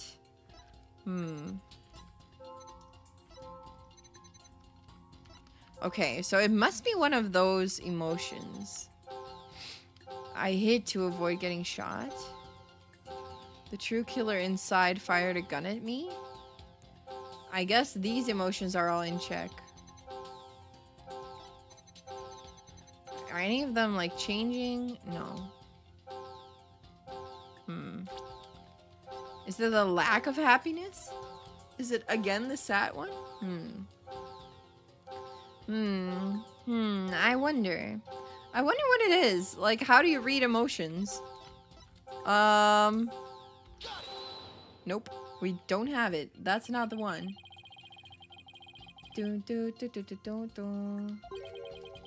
Wait a minute. There really isn't anything strange here. I don't know, but I think maybe we made a mistake. Yeah. In the first one, you must have seen the killer and got surprised. Ooh, you think so? No, this one then. The true killer inside fired a gun at me. I hid to avoid getting shot. But what do you mean anger? Wait, why is he angry? Okay. Maybe we should try the anger one.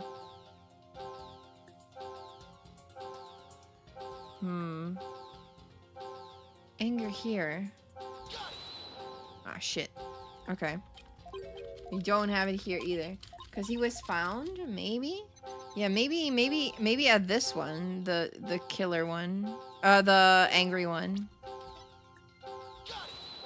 Nope. It's not there either. Okay, the mood matrix, honestly, is like a fun mechanic, but I feel like it's kind of hard. The true killer inside fired a gun at me. I hid to avoid getting shot. And what if you're still surprised then? No. Okay, he's still... It's normal that he's surprised then.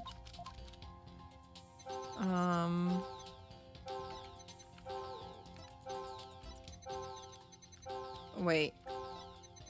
As I tried to enter the lounge, the true killer inside fired a gun. No. I think it might be like a lack of emotion. I think it might be lack of emotion somewhere. Maybe we should look into lack of emotion. Okay, the first panel is, as I tried to enter the lounge. The true killer inside fired a gun at me. I hid to avoid getting shot. But when I tried to get another look, they had vanished into thin air. Why are you not surprised at that? Let's go.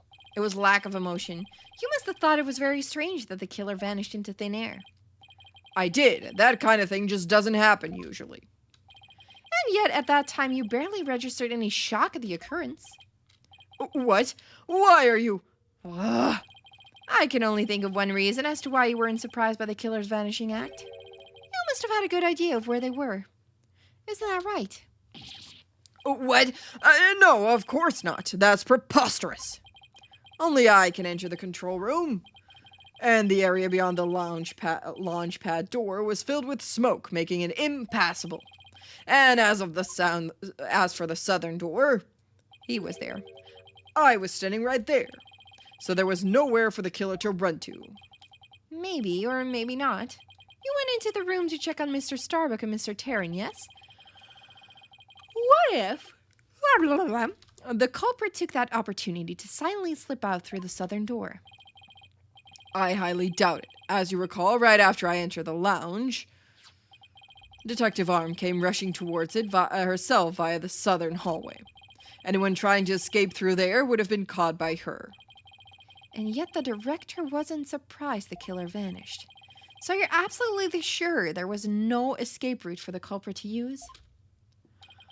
Oh. I'll just input those 2 pieces of data and... Yes! Just what I wanted to see! Ooh, 70%! We still have a long way to go. Presto chango! Chango, maybe? Presto chango? Less Discord! It looks like we're on the right track. Was it chango or like chango? Chango. Chango? Presto? Thanks, Athena. Now to make sense of what we've learned. Director Cosmos wasn't surprised that the culprit suddenly vanished from the lounge, which points to the possibility that he knew where the killer had escaped to. Furthermore, talking about the door to the launch pad made him uneasy. In other words, he's probably hiding something about the launch pad 1 door. When we put these 2 pieces together, only one solution to this puzzle comes to mind. Director Cosmos, did the real killer escape through here?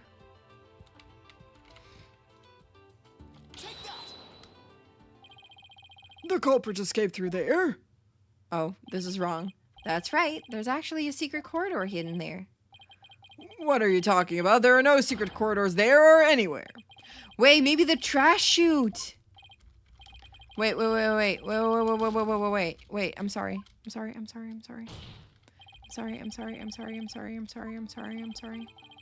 He wasn't surprised that the culprit saw He knew where the killer had escaped to.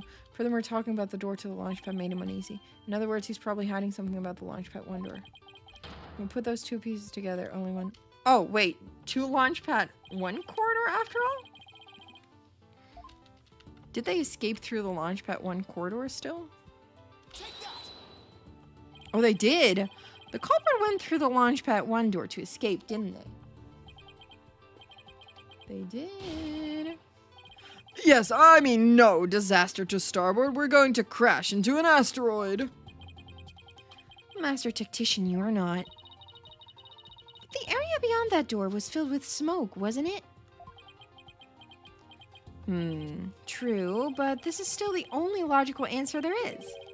If we can just figure out what the director is hiding about the launch pad 1 door, we should be able to iron out the logical inconsistencies. He's groaning. But that door requires fingerprint recognition. Only Starbuck, Terran, and I have access. So it must be one of you. I don't see how the killer could have opened that security lock, do you? Maybe. Couldn't they rotate the space center? Yeah, they could. They could rotate it. That's true. It's Chango. Chango. They could rotate it. I think that is still an important piece of evidence. But maybe... Is it in this case? I don't know. I wouldn't know, actually. Yeah, it doesn't matter if it's filled with smoke if they use an air tank. That's true. That's an easy one. The killer was right there in the boarding lounge, meaning there's a way he could have easily gotten past the security lock. Come to think of it. We did examine the prints on the fingerprint recognition device. I propose that the killer use this person's fingerprints to get past the security lock.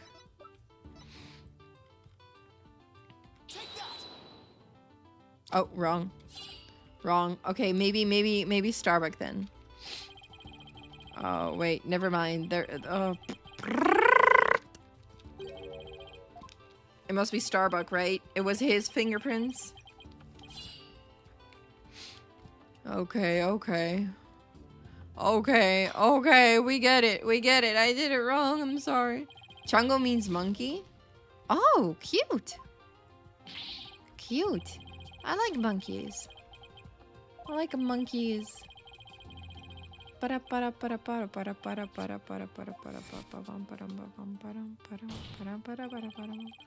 Maybe Clay's fingerprints then?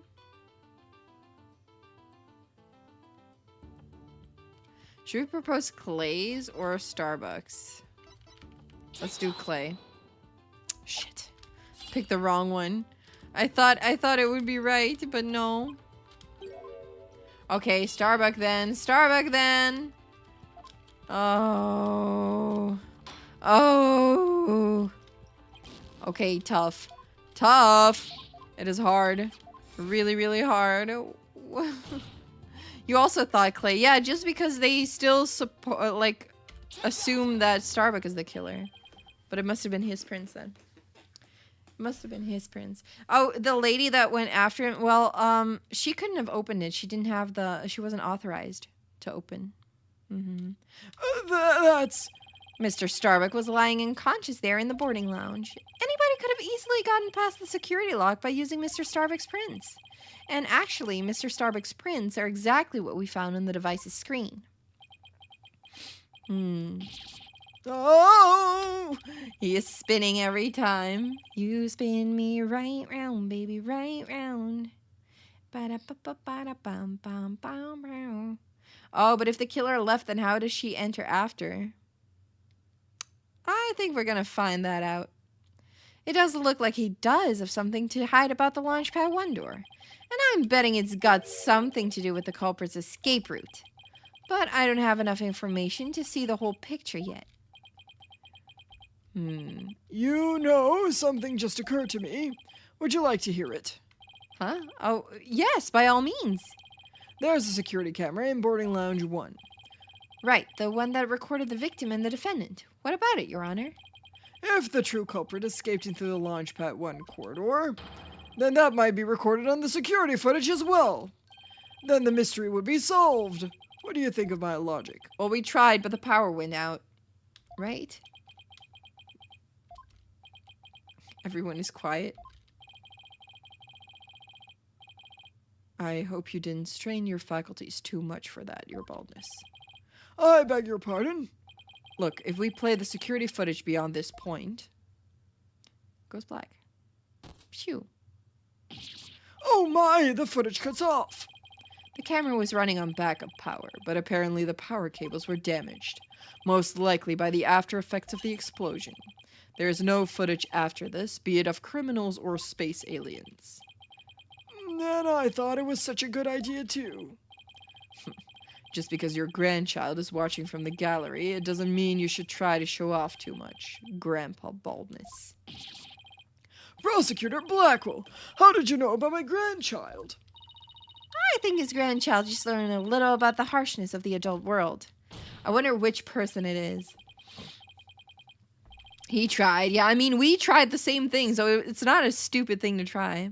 Setting aside the issue of grandchildren, I'd like to have the witness continue. Director Cosmos, could you tell us more about when you entered the lounge? If I must. Okay, let's see. I hid to avoid getting shot. After the killer vanished, I went into the lounge. Info update. But that's when Detective Arm appeared from the elevator side door. And then the detective shot at me. So you see, the killer could have only escaped to the launch pad, right?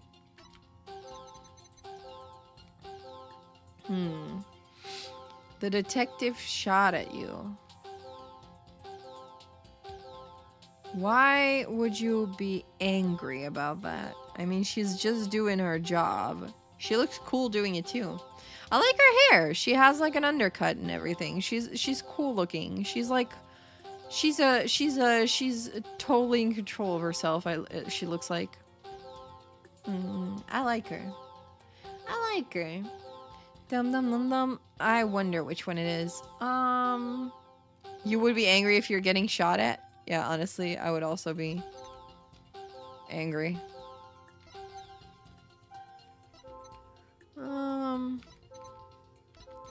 Okay. I hid to avoid getting shot. After the killer vanished, I went into the lounge, but that's when Detective Arm appeared from the elevator side door. Elevator side door. Okay, yeah. And then the detective shot at me. So you see, the killer could have only escaped to the launch pad. Why was he so sad about it before?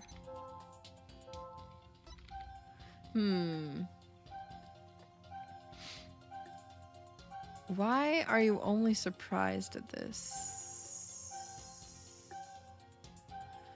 I mean, I understand that you would be surprised. I don't think that's a strange emotion. But this strong? It is. Director Cosmos, why were you so surprised when Detective Arm found you, and again when she fired? Isn't that a bit unnatural? Well, she was helping with the evacuation, so honestly, you could have expected her. Sadly, even great men such as myself have ordinary human feelings. Our bodies are bound by the forces of gravity and emotions. Even a great man such as myself experiences surprise on occasion. Yes, I'm sure you do. But my real point is not the fact that you were surprised, but rather what you were surprised by. Pardon me? It was weird that he wasn't happy to see her. Yeah, I thought that was weird too. First you were surprised when Detective Arm found you in the lounge. And then you were surprised. Yeah, and just after that, you were of course again surprised when she shot at you. But considering what you were surprised about, a strange phenomenon occurs here. Director Cosmos, what is strange about your surprised reaction is the fact that you were more surprised when Arm came. Yeah, I think this. Sure, you were surprised when Detective Arm shot at you, but the surprise you felt when she found you in the lounge was much greater. The fact that you were more surprised by simply being found than by being shot at suggests to me that you were conflicted about whatever it was you were doing there. Uh-oh. The enemy has acquired a new weapon. Commence operation hide under your desk. Would he drill a hole in the floor if he continues this? Would you see the marks on the floor? Please tell me I finally sunk his battleship. Nope, we're at 30%. Boss, I'm getting less Discord now. That must mean he really is hiding something about that launch pad door. Do you see a blue rocket? And whatever he's hiding most likely has something to do with the killer's escape. I wonder what it could be. If he was doing something suspicious around that door, maybe we can spot some change between before he came to the door and after. Detective Fulbright gave us a photo taken after the crime. Let's run a comparison. Let's see. This is footage of the door before Director Cosmos arrived, and this is how the door looked after the director entered the lounge. It closed. Does it close on its own? Hey, look at that! There is a change. Something's definitely different. Director Cosmos? Wait a minute. What is it? What have you two been up to over there? Finding the answer to what you were doing when Detective Arm found you, that's what. And that answer lies clearly in this footage. Compared to the photo that was taken during the investigation. Okay, wait. Look well at this picture. We see the blue rocket. We see the handprint on red. We see this button turned like this. Like your oven is off. And the trash chutes, like yellow shapes. Don't be ridiculous. If you really do have an answer, you'd have pointed it out already. Oh, I see it. I see it. Do you guys see it?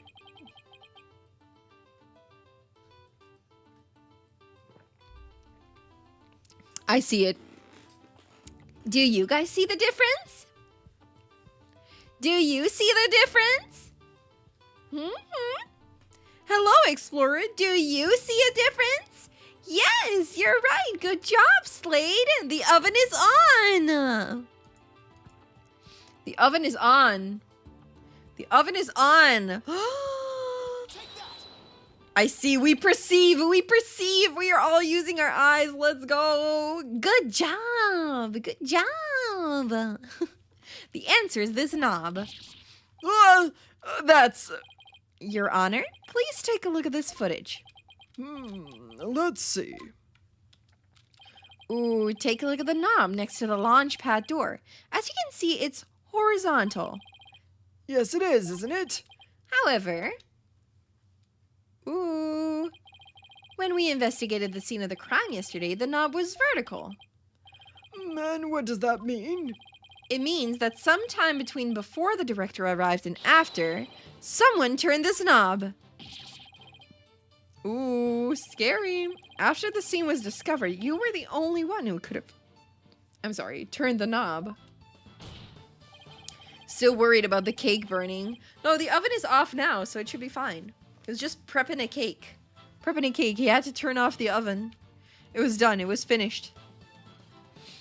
Come on now, Director Cosmos. Let's hear what you have to say. What were you trying to do by turning that knob by the door?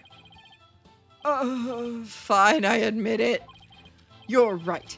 I did turn that knob. That knob is a safety lock meant to keep the launch pad in place. I was afraid there would be more explosions, so I wanted to move the launch pad away. You wanted to do what? Hey, didn't Blanco tell us something about how they prepare for launch? She said that once the launch pad's fully assembled, it's moved to the launch site.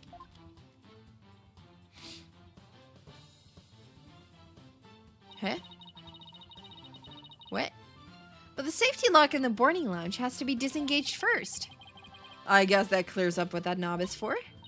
Oh, so if the killer escaped into the Launchpad 1 corridor, maybe they were transported along with the launch pad to the launch site. I don't think so. The Launchpad 1 corridor was filled with smoke.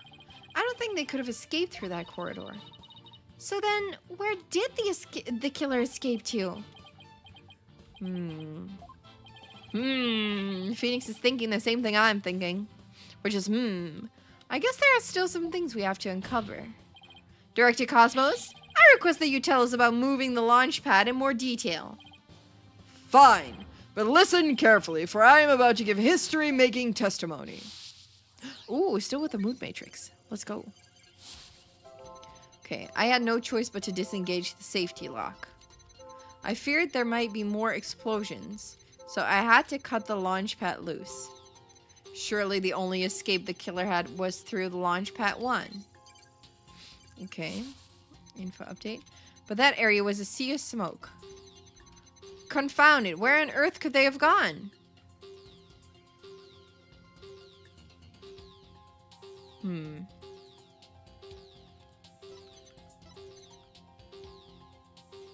Why would you be angry at this? Oh. I mean, obviously, when someone is escaping, that's like a reason to be angry. But I don't... Okay, wait. We try again. We try again. I'm not stupid. I was just a lapse of judgment. We try again. Whew. Okay, why is he happy about this? Why is he happy? That is weird. Okay, I had no choice but to disengage the safety lock. You make it sound like you were reluctant to do so. And yet when you did it, you felt some joy, as if you were very pleased with yourself. Ah! How do you do it? How do you know everything as if you were there? Pretty impressive, isn't it? This is the power of analytical psychology. Because he gets to play hero. Probably, yeah. So care to explain why you feel joy when you disengage the safety lock? When I think back on the facts we've discovered up till this point, I have to believe that you were trying to fulfill some hidden agenda. Uh-oh. Ah! How do you know about that, too? Because I'm more or less a pro gamer. I'm guessing. Mood. But you have no proof that I had a hidden agenda. And even if I did, I would never ever tell you. So there! I know they say people regress as they grow older, but you, sir, take the cake. And how could you doubt a man with such great intensity, intelligence, and integrity? The Holy Trinity. Ooh, he's upset. You, a man of integrity, don't make me laugh. Prosecutor Blackwell? What came over him all of a sudden? You've spouted nothing but falsity since you stepped up to the stand. You're not the kind of man that will be glorified in the annals of history. Not for greatness, anyway. Unless you consider greatest barefaced liar an honor. Liar! Gulp. His words bite harder than his blade. You moved Launchpad 1 after the explosions. My, how naive you are. You fail to realize how even the facts themselves have betrayed you. You know, just a thought, but modern English can be your friend? I like that. He's so sassy. And here's a thought for you. Immediately following the bombing, Launchpad 1 was on the boarding lounge 1 side. The police confirmed this on the scene. What? Liar! So that means the director didn't move the launch pad? Curse my judgment for calling history's greatest liar to the witness stand. Let us leave him to indulge in his lies and war games to his heart's content. Liar!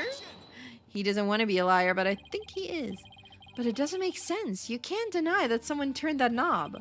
And once the safety lock was released, I'm sure the pad must have went somewhere. If we chase down the truth of this issue, we just might find where the killer escaped to. Ah! You're sure it must have went somewhere? We just might find out? Your arguments are nothing but conjecture, bluffing, and wishful thinking. Stop chasing your fantasies and see reality for what it really is. Or are you not man enough to, boy? What? He's calling me boy? Dude. Talk about hitting below the belt. Youngins these days. I don't understand it. I'm sure Director Cosmos must have moved the launch pad. The knob was definitely turned after he came to the lounge. But the launch pad is right where it's supposed to be. Oh. You know what I think?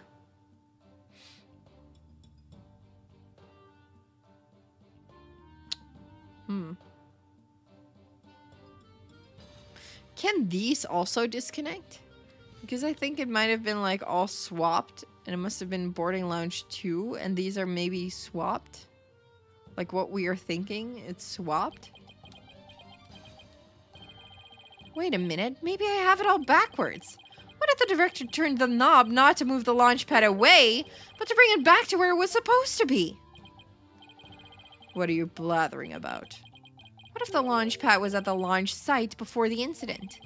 And then after the incident, Director Cosmos moved it back to its usual spot. Oh, you also think that's the blue one that moved, Slade? Yeah, I think that might be a possibility, but what Phoenix is saying right now might be easier to understand. All he had to do was turn the knob to call the launch pad back, and it would be right where the police found it. Uh-oh. Ooh. Oh, wait, he's sighing. You made him sigh like Mr. Starbuck. Was what I said really that off base? It pains me to have to explain how wrong your own logic is to you. However, our great liar turned the knob only after he discovered the crime scene. Indeed, the pad existed beyond the lounge when our Astro Wonders made their escape. A fact that has been recorded for posterity on filmless film. Oh, right. So to reiterate, stop chasing your fantasies and see reality for what it really is, boy. What if... Okay, wait. What if that knob, where do I see it? Here. Wasn't turned just, like, one, but, like, all the way around. So it is indeed the blue one that moved. Could that be it? Could be both? Get a grip, Mr. Wright, and focus! We know the launch pad must have been moved. But our deductions and the actual facts of the case are in direct contradiction to each other. Well, maybe the two astronauts never actually boarded the rocket. This footage could be fake, taken with body doubles after the incident or something. On second thought, that's too far-fetched even for me. Never actually boarded the rocket?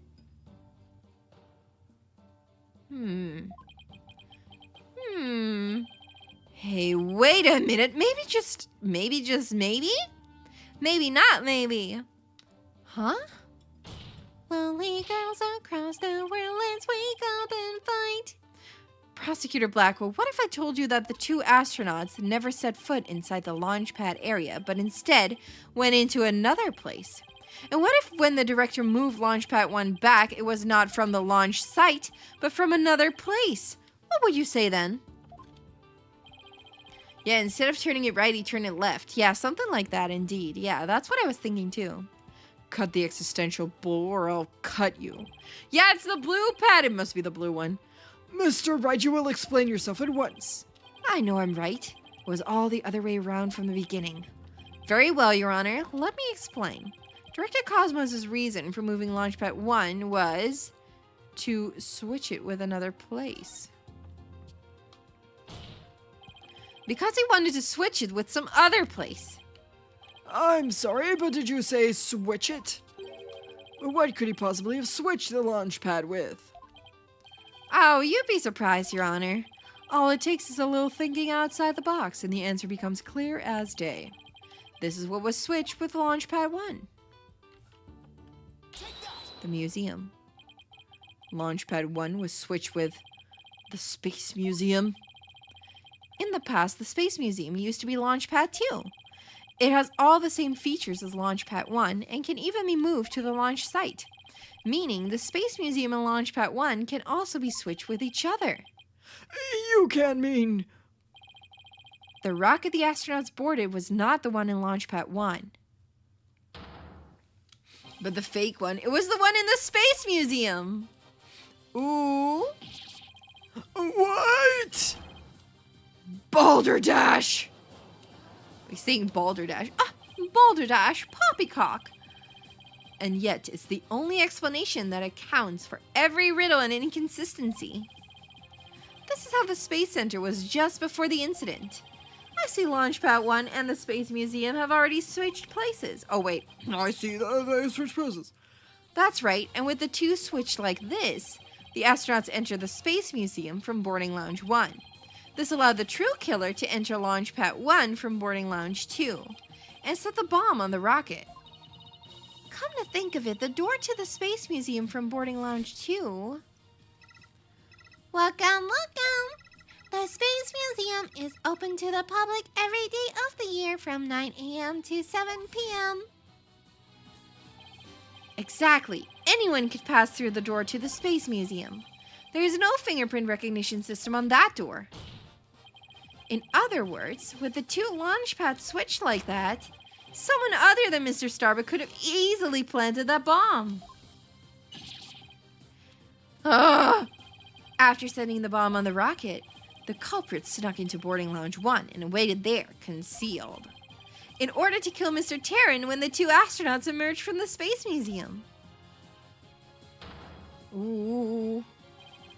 Recall that Miss Blackwell, Mr. Starbuck, and the director all saw a suspicious figure, who we can suppose, after killing Mr. Terran, made their escape into the Space Museum. After that, Director Cosmos switched the two launch pads back, without realizing the killer was inside the Space Museum. Ooh. Uh-huh. Oh, smart. The killer then left the Space Museum and made a clean getaway. Ah! Right, Dono. I see you know how to handle a sword and handle it well. Yeah, there could not only be a third, but also a fourth person. Yeah, it could literally be anyone. Perhaps I should call you Swordmaster Bluff. I'm a seasoned warrior who has cut down many a prosecutor. But unless you can prove your theory, it's no better than a rusty sword. That's right, you have no proof I switched the launch pads. Somebody needs a better anger management counselor. If the launch pads really were switched, there might be a record of it somewhere. At this point, Launchpad 1 and the Space Museum were switched near each other with each other. So the corridor beyond the door should be the one that belongs to the Space Museum. Let's see. This is an image of the Launchpad 1 corridor. Do you see anything different when we compare it to the security footage? Huh? That number on the floor. Well, what do you know? Looks like we have proof after all, Prosecutor Blackwell. What? Do we? And if this is just another bluff? Oh, don't worry. It's all right here. It's a 2! It's a 2! Oh my, I didn't see that. Right in this footage. Proof that beyond this door is the corridor to the Space Museum. Very well then, answer this for me if you would. What in this footage prove that the corridor belongs into the Space Museum? The 2. There's a 1 on the floor of the Launchpad 1 corridor. But take a look at the floor of the corridor in the security footage. Do you see the number on the floor behind the astronauts? It doesn't look like a 1, does it? That's because what you see is actually part of a 2. Oh, what?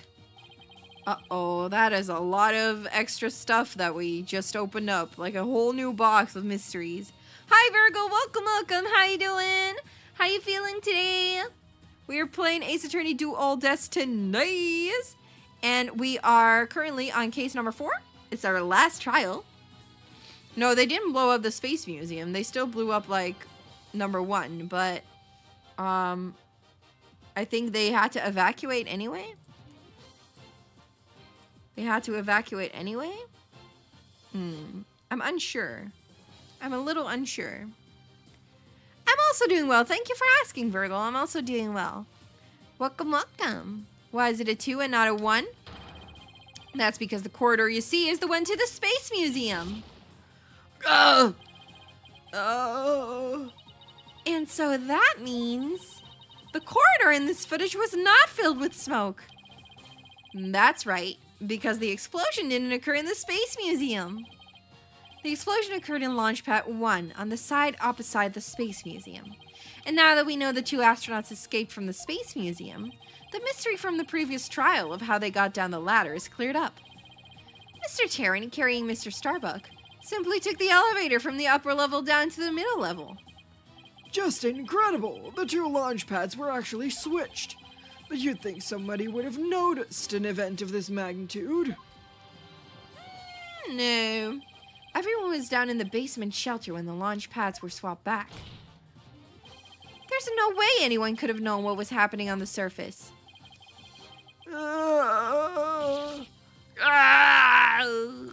Ooh, noise level 0. Let's go. Got him. Ooh, interesting. So that's what happened. That is what happened, huh? The mental gymnastics, you're amazed. Yeah, honestly, we are jumping in all sorts of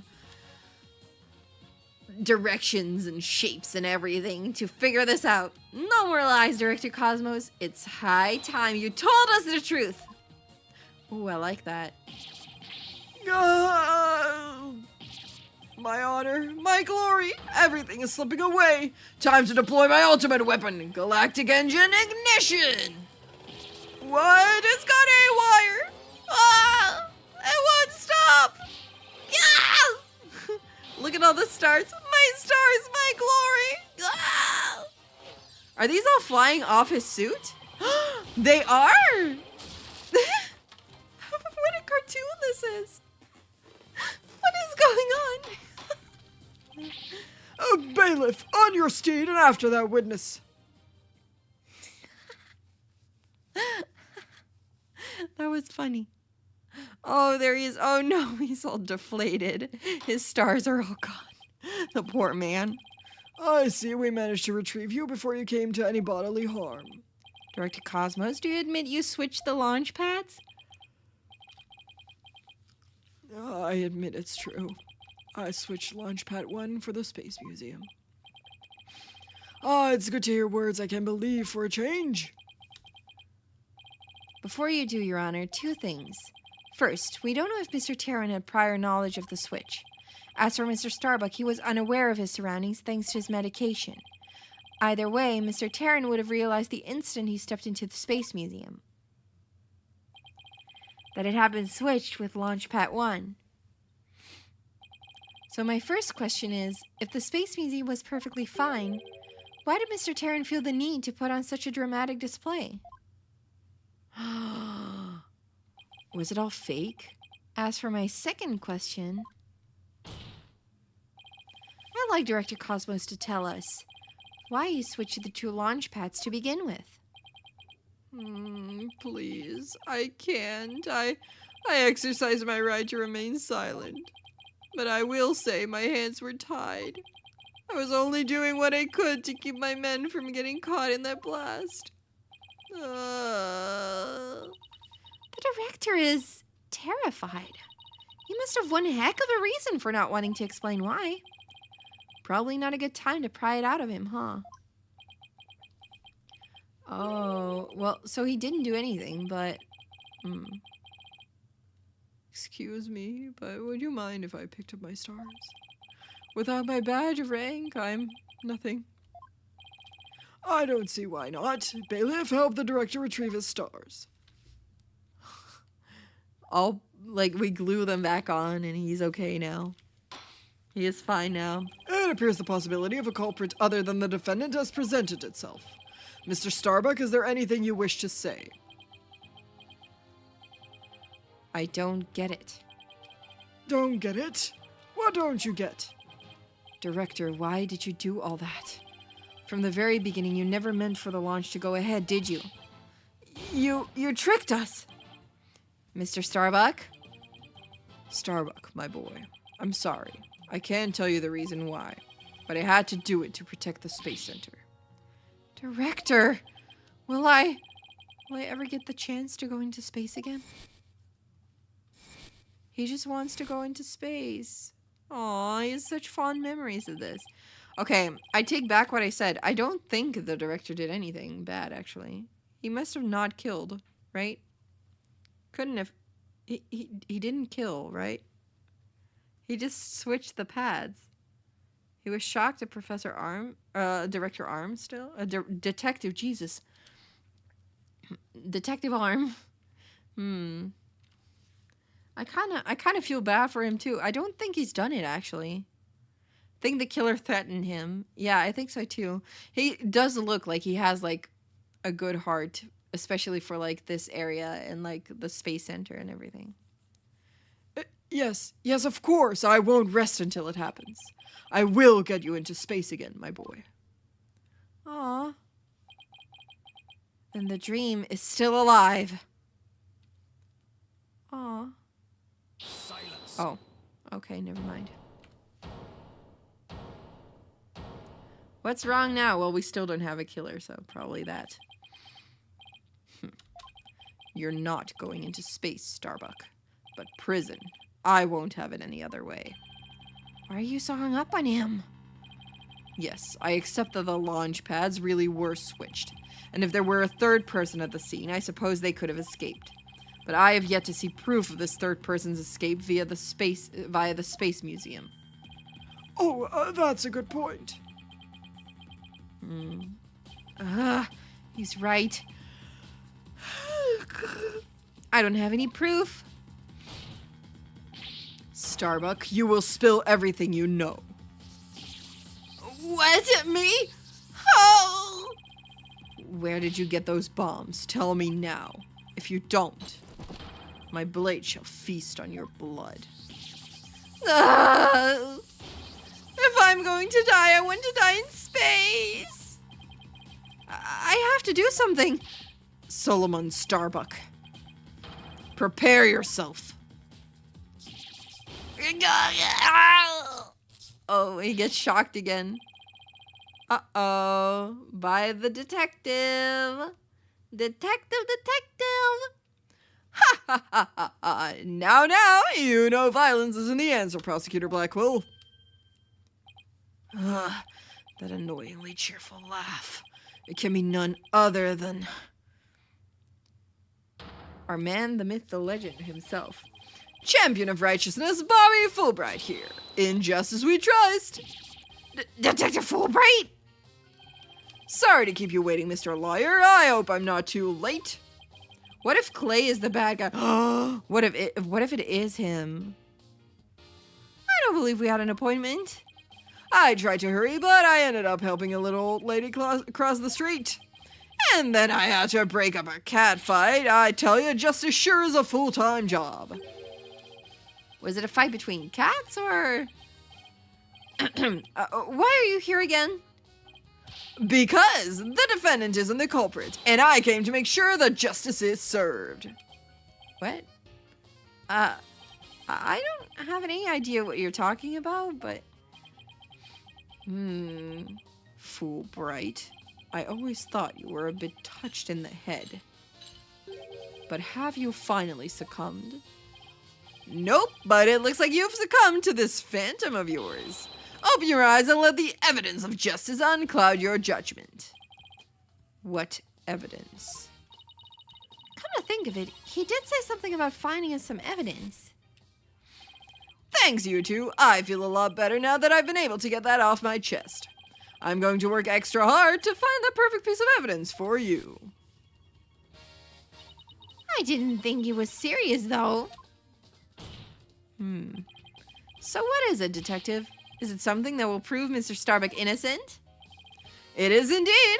Have a look at this. The lighter. The lighter. What's this, a lighter? That's right, a lighter thought to have been used by the culprit, no less. The Space Museum's cleaning robot picked it up. It has the victim Clay Terran's blood along with his killer's fingerprints on it. Fingerprints of who? Uh-oh. Uh-oh.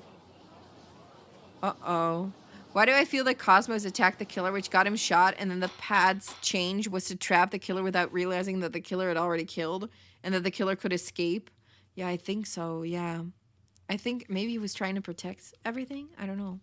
Order, order! Detective Fulbright, can I assume that the fingerprints don't belong to the defendant?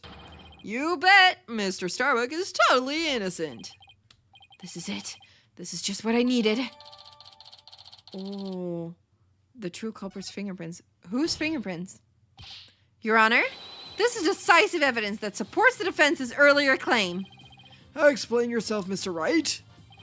With pleasure, Your Honor. Recall where this lighter was found. Based on that, we can extrapolate that after the killer murdered Mr. Taryn, or did Clay fall onto the knife? Maybe he did. Maybe he did. This is Ace Attorney. Anything can happen. Maybe he did. Who knows? They escaped with lighter in hand into the Space Museum. Where they dropped it, the switching of the two launch pads occurred. And then finally, the killer left through boarding lounge 2 and made their escape. Meanwhile, Mr. Starbuck was found in boarding lounge 1 after the murder. A fact that Director Cosmos has testified to. Therefore, Mr. Starbuck couldn't have possibly been the one to drop the lighter there. True. Truth. But the defendant had free reign of the area until Director Cosmos appeared. Could he not have dropped the lighter in the Space Museum during that span of time? Nuh-uh. You'd like that to be true, wouldn't you? But Director Cosmos testified that right after he saw the mysterious figure with a lighter, he went into the lounge and found the unconscious Mr. Starbuck. In other words, Mr. Starbuck wouldn't have had the time to double back to the museum. No, Prosecutor Blackwell, this lighter could only have been dropped by the real killer. Most importantly, Mr. Starbuck's fingerprints were nowhere to be found on this lighter. I think you understand what this means, don't you? Ooh, this piece of evidence unequivocally proves that Mr. Starbuck wasn't the culprit. What if the body was already dead in the first place and Starbuck just moved him away? What if it was? This does indeed appear to be decisive evidence that proves the defense's claims. As for the remote switch that was found in Mr. Starbuck's pocket, we can assume it was planted by the killer on the unconscious Mr. Starbuck. No. There must be some mistake. Frankly, Prosecutor Blackwell, I've been worried about you. I've been chasing this phantom for 7 whole years. I understand your urgency because tomorrow... What? What is tomorrow? Fulbright, you promised never to speak of that. Huh? Tomorrow? What about tomorrow? Given the body of evidence, I think it's safe to say the defendant is innocent, in light of the fact that it was impossible for him to have committed the crime. A few unanswered questions remain, so I look forward to seeing what you two uncover. But for now, this court finds the defendant, Solomon Starbuck. We do get a not guilty verdict.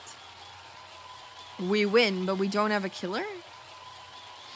Oh yeah, thumbs up, my dude. We are winning, but at what cost? I mean, we don't have the killer found. Wow, that is strange. Yes, we did it, Mr. Wright! Looks like we pulled it off somehow, huh?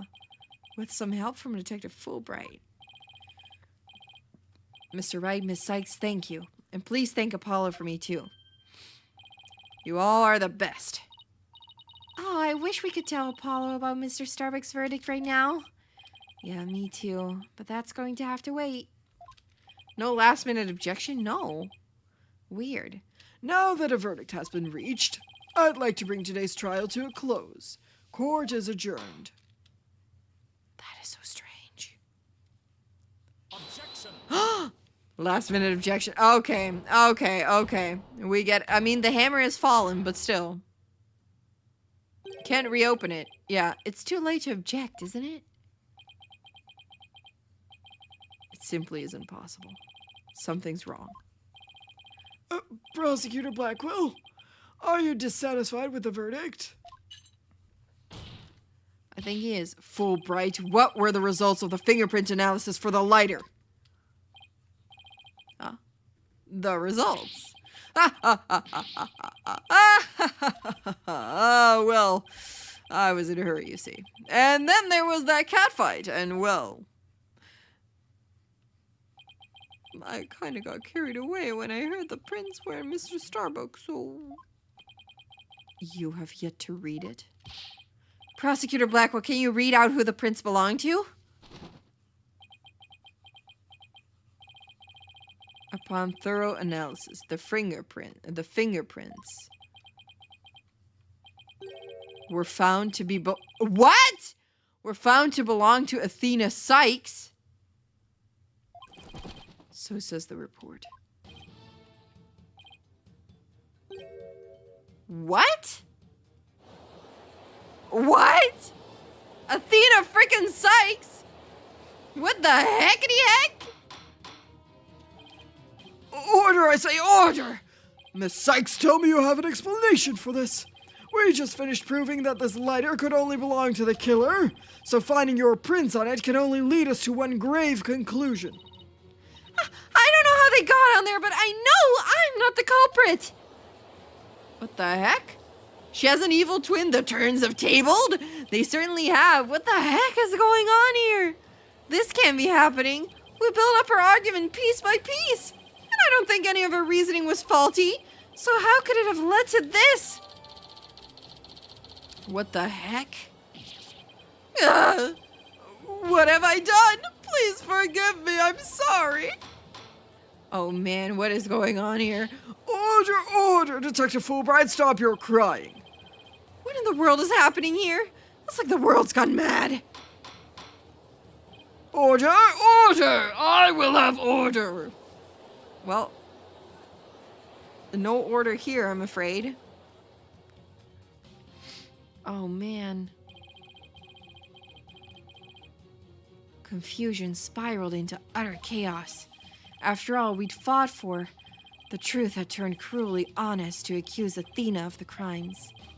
Somewhere, somehow, everything had gone terribly wrong. We had stumbled over the edge of reason and into the jaws of a twisted darkness.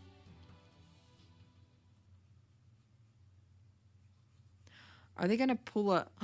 No way, what the heck? End? Bruh. Bruh. Bruh.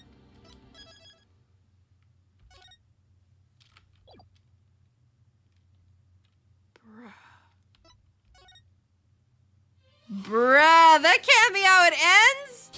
What the heck?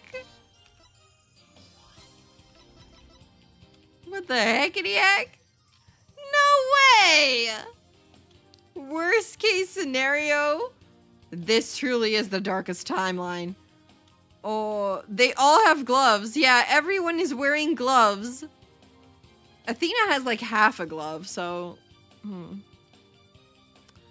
Man, that's gonna be a tough one.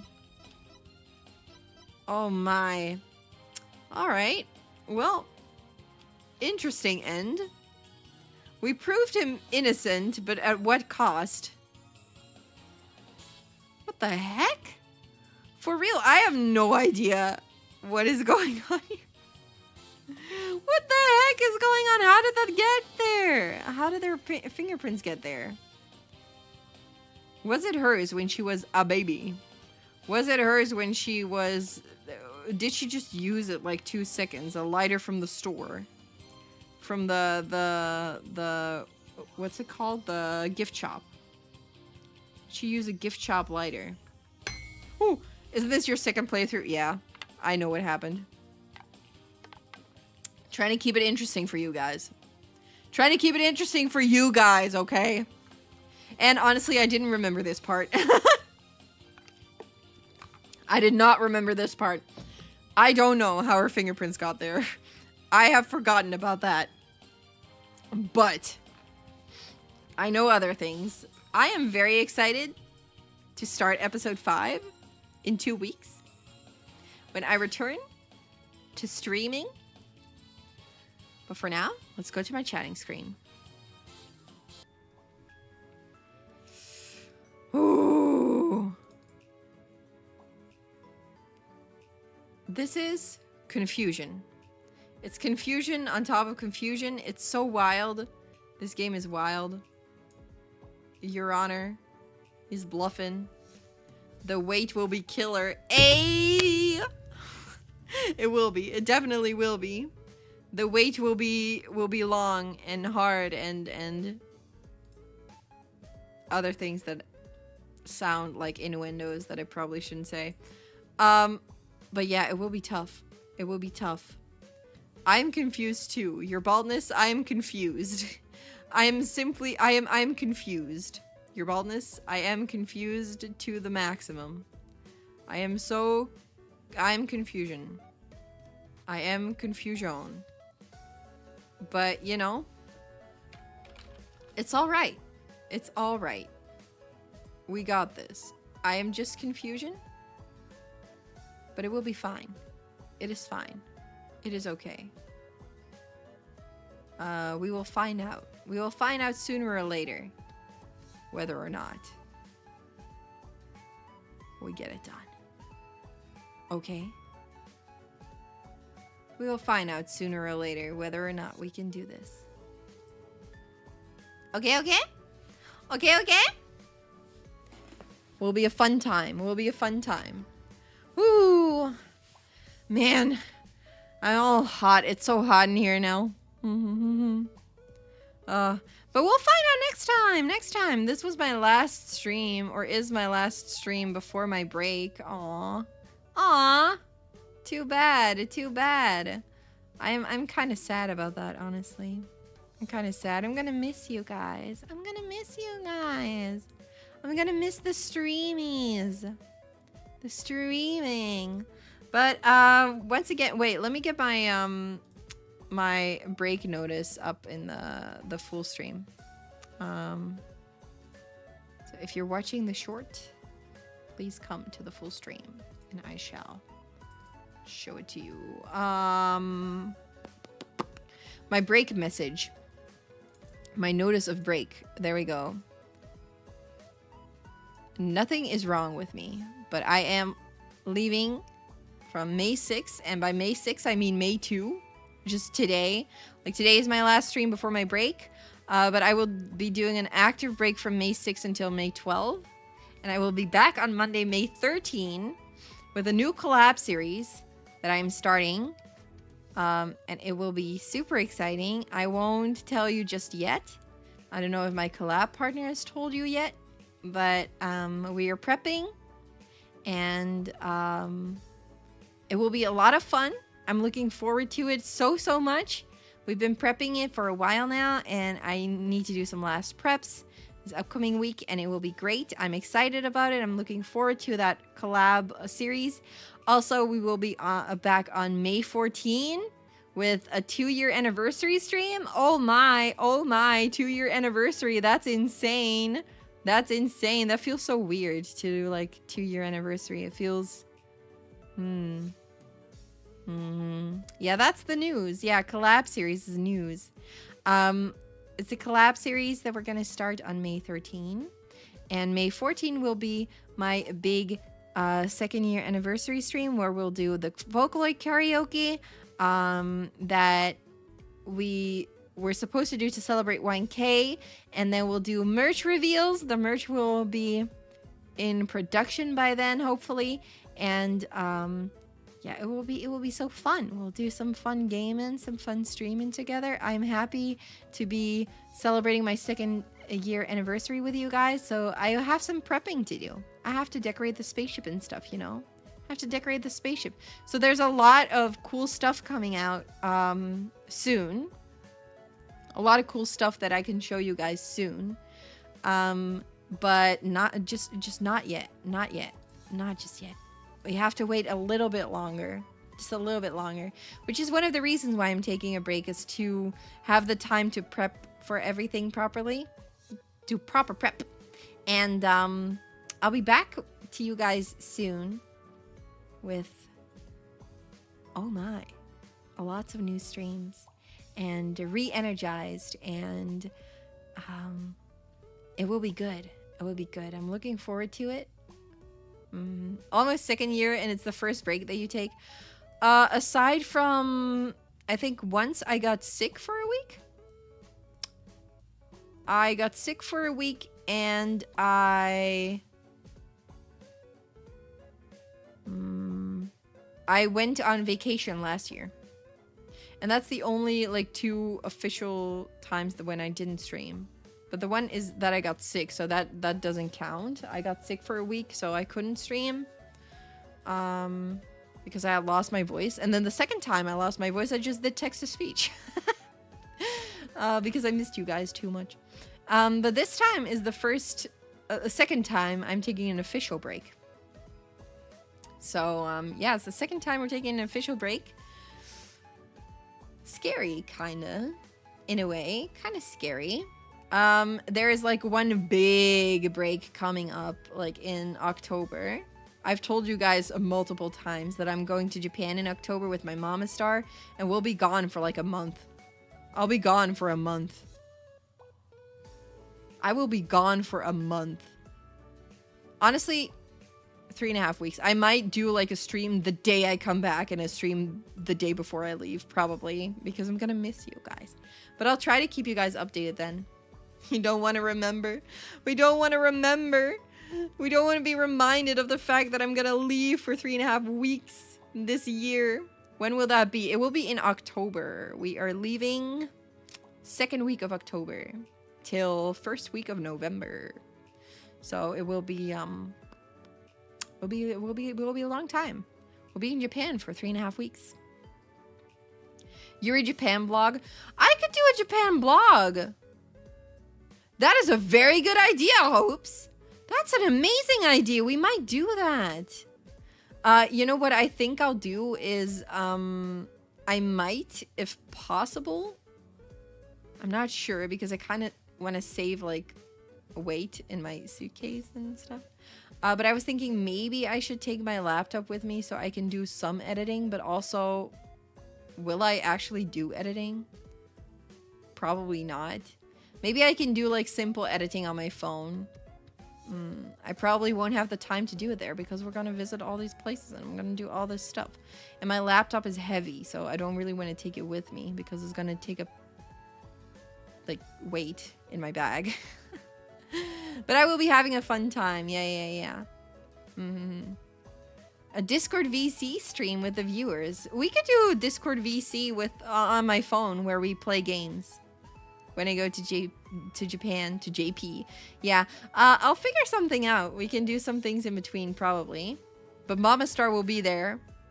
We are sharing hotel rooms everywhere, so Mama Star will be there in during every stream. I'll have to check in with Mama Star whether she's okay with that. But that's a problem for like later. Twitter space, Yuri. Yeah, we'll do Twitter space. Yuri in Japan. Yuri in Japan Twitter space. A TikTok live. Mama Star stream. Ayo. I don't think Mama Star would like to be on stream, to be honest. Mama Star's pretty shy. I don't think she would like to be on stream. But maybe she wants to do a little cameo. Maybe she wants to say hi. If everyone behaves, maybe. She watches the stream sometimes, so you guys should always behave. You guys should always behave. She might be watching right now. I told her I was streaming. Mama Star, if you're watching, hello. But she might not be. Let's check. Did she see my message? Did she reply to my message when I sent her that I was streaming? Oh yeah, she did. She told me, at least I'm in time, wishing you a good time. Like, where you go. I'm like, yeah. But yeah, Mama Star is, Mama Star might be watching. Shy like Yuririn? She's more shy than I am, honestly. She's definitely more shy. I am not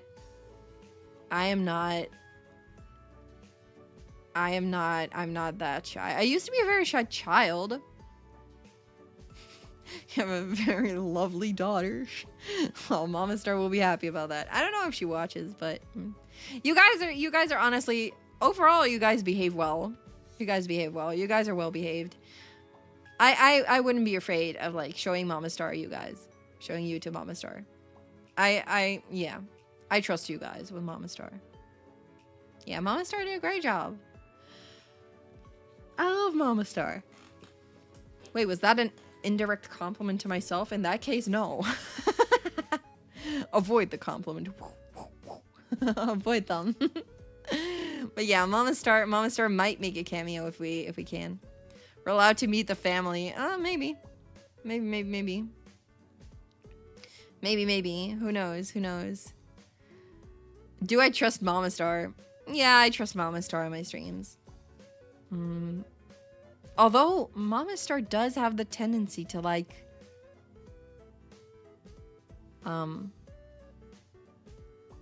say the wrong thing. Like, she has the tendency to accidentally blurt out something. So she might accidentally dox me. Mama Star. Mama Star is so sweet. I think, did I tell you guys this story before? But there was one time when Mama Star and I were supposed to go to Germany. And the thing is, I didn't know it was Germany. It was when I graduated from high school. Mama Star took me on a little weekend trip. So she was like, hey, do you want to go on a weekend trip? I was like, yeah. She was like, where do you want to go? I told her I want it to be a surprise. So just don't tell me where we're going, and I'll see where we end up. Just tell me what kind of clothes I need to take with me and what kind of transport we're taking, and then I'll be all good. And Mama Star was like, okay. So she kept it secret for like ages. And then the day that we were supposed to go, something bad happened to a loved one of my mom. So like a loved one of ours, honestly. And we had to like stay home for a few more days just to like make sure that we could check on this person and like be there. So we left a few days later, but Mama Star felt really, really bad for like leaving me hanging, I guess. So we were sitting on the couch and Mama Star was telling me like, oh, I'm so sorry, Yuri, that we can't go. I'm so sorry that now we can't go to Germany. And I was like, Mama, you just told me. You just spoiled where we are going.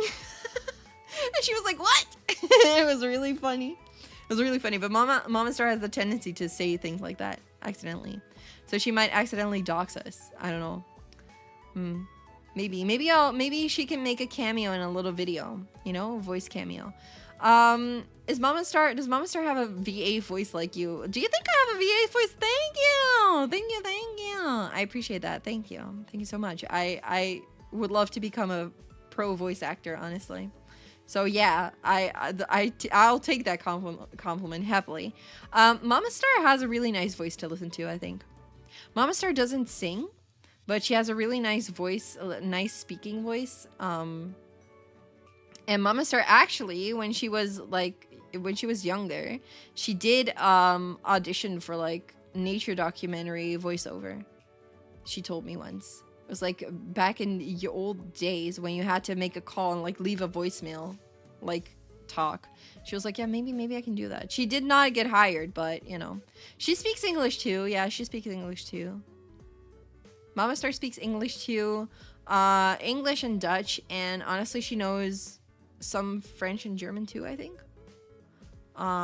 You want to hear Mama Star's voice? Yeah. I don't think I have anything that I can let you guys hear, and I would need Mama Star's consent for that, honestly. I don't know if she would like to appear on stream, but maybe if we talk about the Japan trip, maybe she will like to be there. I can ask her, but I don't think I'm gonna take all my streaming devices with me because, like, you know, I mean, at least not my PC. I could stream from my laptop. I've done it before. Is it not perfect? Could be a bare bones talking stream, but I would have to take my microphone with me. That's also heavy, and like everything, like my phone stand and stuff like that. So probably not gonna do that. But maybe Twitter Space could work on phone. Stuff like that. Maybe. We'll see. We'll see what I can do. But yeah, I'm excited to go to Japan with Mama Star later this year. And who knows? Mama Star, if you're watching this, the chat wants you. Yeah, Mama. Listen, chat wants to hear your voice. Chat wants to talk to you. There's like this thing, huh? VTubers' mamas are always more popular than the actual VTuber, huh? What if I use Mama Star for clout?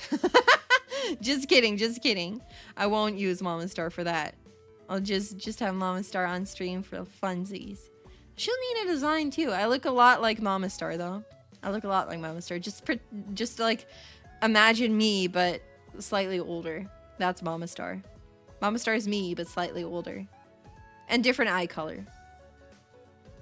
But other than that, she has like the same hair. She has same hair and like same personality too, honestly. Mama Star and I, we have similar personalities.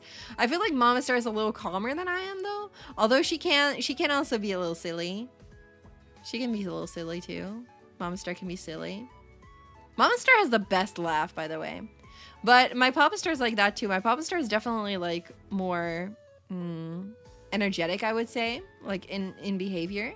So I guess I have the energetic side is like his. And then Papa Star has the same eyes as I do and different hair. And Papa Star is like a very direct guy. Papa Star also speaks English a little bit, and Papa Star would probably like to join stream maybe if I asked him. He never watches stream though. You're safe from Papa Star. I don't think he ever watches. Maybe he does, honestly. I wouldn't know. He's never told me he watches. Brother Star has watched some streams, and I don't think Sister Star watches them either. Brother and Sister Star look very similar. They both look very similar to each other. Not to me. I look different. I'm like the weird one. And then Brother and Sister Star, they look a lot like Papa Star, and then have Mama Star's eyes. We have to get Mama Star to laugh. Yeah, maybe. That's mega Papa behavior. Yeah, to like be like. Papa Star has like the actual Papa sneeze too, like the dad sneeze. When he sneezes and he's like 2 floors up, like his spaceship, we can hear them downstairs. Yeah, dads watch, but they say nothing. Yeah, I'm kind of afraid that Papa Star is watching sometimes. I'm like, what if he sees how silly I am? Like Mama Star, I feel like she gets the silliness, you know? Papa Star, I feel like he would get the silliness too, but I feel in a way I feel more embarrassed. I feel more embarrassed. Papa Star does ask about my streams. He does ask. He could be with us. He could be among us. He could be one of you. And I wouldn't know. He could be one of us. One of us. Well, maybe one day we'll get the Star family on stream. Who knows? Maybe they'll want to join someday. Someday I will get my family on the stream with me. But yeah, we'll see. For now, I think we're gonna end the stream. I think it's time that we end it all. That it's over. That it's done. That we end the stream. It is done. We are over and done. It's done. We're gonna end the stream. We're gonna do it. I think we're gonna do it, guys. We're gonna end the stream. I'm gonna send you guys off. I'm sorry. We're gonna have to go. I have to sleep. I need to wake up early tomorrow to leave the spaceship. But I will be on the Twitters, the TikToks, the Discords, and the Instagrams. And until next time, which is May 13, don't cry because it's over. Smile because it happened or something like that. I don't know. I will be seeing you guys soon again, okay? It will be over before you know it. The break. The break will be over. Blink twice, it will be over. I'll see you guys soon. May 13, okay? We'll be back on the 13th with a very exciting collab. Until then, thank you guys for watching the stream. And have a great time. I'll see you guys online, okay? Bye-bye. Bye-bye. Love you. Love you guys. Mwah.